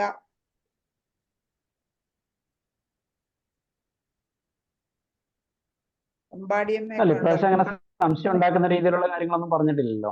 കുഴപ്പമില്ല. എന്തെങ്കിലും പറയാൻ ഉദ്ദേശിക്കുന്നുണ്ടോ? അതെ, നിങ്ങൾ ആരെങ്കിലും കോംപ്ലിമെന്റ് ചെയ്യാനുണ്ടോ നോക്കി എന്തെങ്കിലും പിന്നെ കാര്യങ്ങൾ കൂടുതൽ പറഞ്ഞുതരാൻ ഞാൻ പറഞ്ഞപ്പോ ഒരു പ്രോഭാഗ്യമായിട്ട് തോന്നിയിട്ട് എന്തെങ്കിലും പറയാനുണ്ടോ? ഒരു സീനിയർ, അതെ സീനിയർ എന്റെ ഗുരുക്കന്മാരൊക്കെ ഇരിപ്പുണ്ടല്ലോ. ഞാൻ ഒരിടത്ത് പോയിട്ടേ ഒരു 20 മിനിറ്റ് ആയിട്ടുള്ളൂ വന്നിട്ട്. അപ്പൊ വന്നു കഴിഞ്ഞപ്പോഴത്തേക്കും ഞാൻ അത് കഴിഞ്ഞിട്ട് എനിക്ക് കേൾക്കാൻ പറ്റുള്ളൂ. ആ കേട്ടത് അത്രയും വളരെ നന്നായിട്ടുണ്ട്. പിന്നെ മനോജ് കേൾക്കുമ്പോ പിന്നെ നമുക്ക് ഒന്നും പറയാനില്ലല്ലോ. Thank you. വളരെ നന്നായിട്ടുണ്ട് മനോജെ. നിങ്ങളുടെയൊക്കെ അനുഗ്രഹം കൊണ്ടല്ലേ. എങ്ങനെ ഈ TG എന്നുള്ള ഇനീഷ്യലിന് എന്ത് പ്രത്യേകത എന്നുള്ളത് എന്നെ ഏറ്റവും കൂടുതൽ ആകർഷിക്കുന്ന രണ്ടുപേരും പേര് TG ഉള്ള ആൾക്കാരാണ്. ഒന്ന് TG മോഹൻദാസ് TV, പിന്നെ പൊളിറ്റിക്സുമായിട്ട് അനാലിസിസ് അദ്ദേഹം TG മോഹൻദാസിന്റെ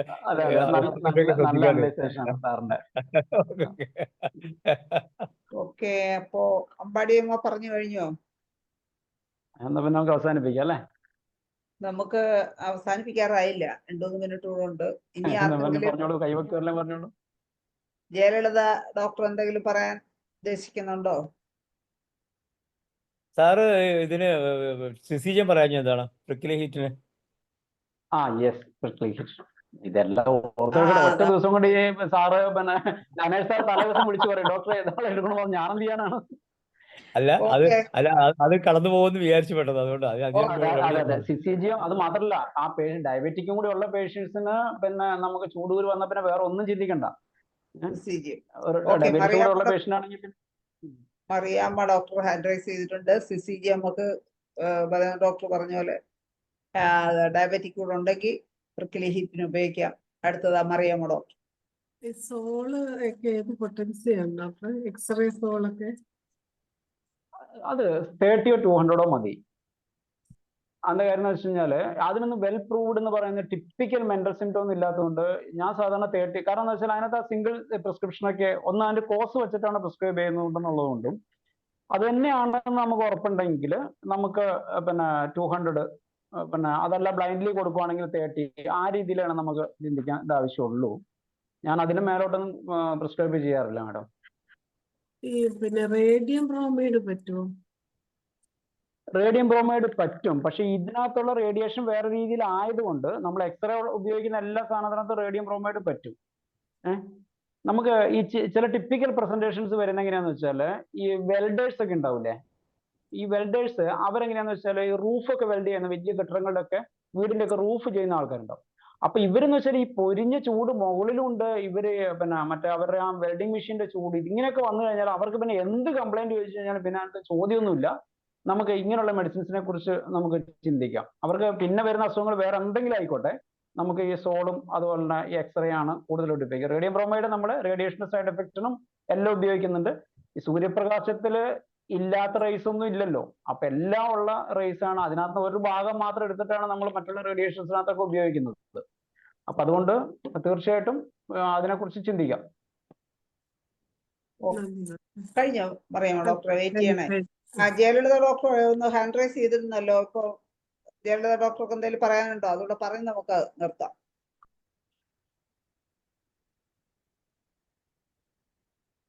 പറഞ്ഞോളൂ ഡോക്ടർ. നല്ല സെഷൻ ആയിരുന്നു.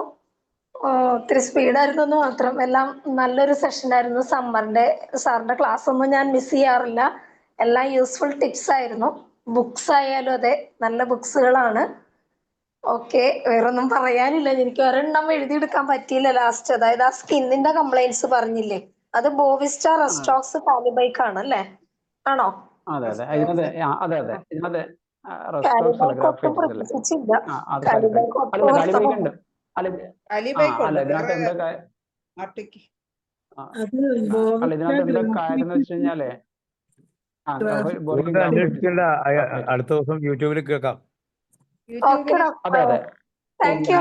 പിന്നെ താങ്ക് യു ഇതിനകത്ത് എന്താ ഡോക്ടർ. കാര്യം എന്ന് വെച്ച് കഴിഞ്ഞാല് സ്പീഡാവുന്നതിൽ എനിക്ക് വിഷമമുണ്ട്. പക്ഷെ എനിക്ക് എന്താ കാര്യം എന്ന് വെച്ചാല് പിന്നെ എന്താ പറഞ്ഞാല് കുറേ പറയണമെന്ന് ആഗ്രഹമുണ്ട്. എത്രയും കൂടുതൽ ഇത് നിങ്ങൾ അതാണ് കേട്ടാൽ മതി. നമുക്ക് നിങ്ങൾക്കെല്ലാം ഓർമ്മ മനോജ് വരും. ഡോക്ടറെ ക്ലാസ് ഉള്ളതിന്റെ ചിലര് നേരത്തെ നിർത്തി, പിന്നെ ഡിസ്കഷൻ ഒരുപാട് സമയം കാണും. മനോജ് ഡോക്ടർ നമ്മൾ ബെല്ലടിച്ച് നിർത്തിയാണ്. അതെ വെല്ലടിച്ച് നിർത്തേണ്ടി വരും. അല്ലാതെ അല്ലെങ്കിൽ അത് ഒരുപാട് പ്രദേശത്തൊന്നും നിർത്തില്ല. അതുകൊണ്ടാണ്. ഓക്കെ, അപ്പൊ വളരെ നല്ല പ്രയോജനപ്രദമായ ഒരു ക്ലാസ് എടുത്ത TG മനോജ് കുമാർ ഡോക്ടർ നന്ദി പറയുന്നതിന് മറിയാമ്മ ഡോക്ടറെ ക്ഷണിക്കുക. ഒരു ഗംഭീര വെടിക്കെട്ടായി. മറിയാമ്മ ഡോക്ടർ. ഒരു മഴ ഇത് തീർന്ന പോലത്തെ അനുഭവം. അതുപോലെ അത്രയ്ക്ക് നല്ലൊരു ക്ലാസ്. ശരിക്കും ഈ സമയത്ത് ഈ സമ്മർ കംപ്ലൈൻസിൽ തന്നെ ഒരു ക്ലാസ് എടുത്തതിന്, അതുപോലെ ഇത്രയും നല്ലൊരു ക്ലാസ് തന്നതിനും TG മനോജ് ഡോക്ടർക്ക് വളരെ വളരെ നന്ദി അറിയിക്കുകയാണ്. നന്ദി ഡോക്ടർ. Okay, Thank you. നന്ദി പറഞ്ഞ സന്തോഷം. Mariyamma Thank you. ഡോക്ടർക്ക് പ്രത്യേകം നന്ദി അറിയിക്കുന്നു. എന്തായാലും വളരെ മനോഹരമായ ഒരു സെഷൻ ആയിരുന്നു. നമുക്ക് വൈൻഡപ്പ് ചെയ്യാനുള്ള സമയമായി. ഇന്നത്തെ മലയാളം സെഷൻ പങ്കെടുത്ത എല്ലാ ഡോക്ടേഴ്സിനും ഒരിക്കൽ കൂടി നന്ദി പറഞ്ഞുകൊണ്ടും, അതുപോലെ മനോജ് ഡോക്ടർക്ക് ഒരിക്കൽ കൂടി നന്ദിയും അഭിനന്ദനങ്ങളും അറിയിച്ചുകൊണ്ടും ഇന്നത്തെ മലയാളം സെഷൻ കൂടെ അവസാനിപ്പിക്കുകയാണ്. എല്ലാവർക്കും ശുഭരാത്രി. ശരി, താങ്ക് യു.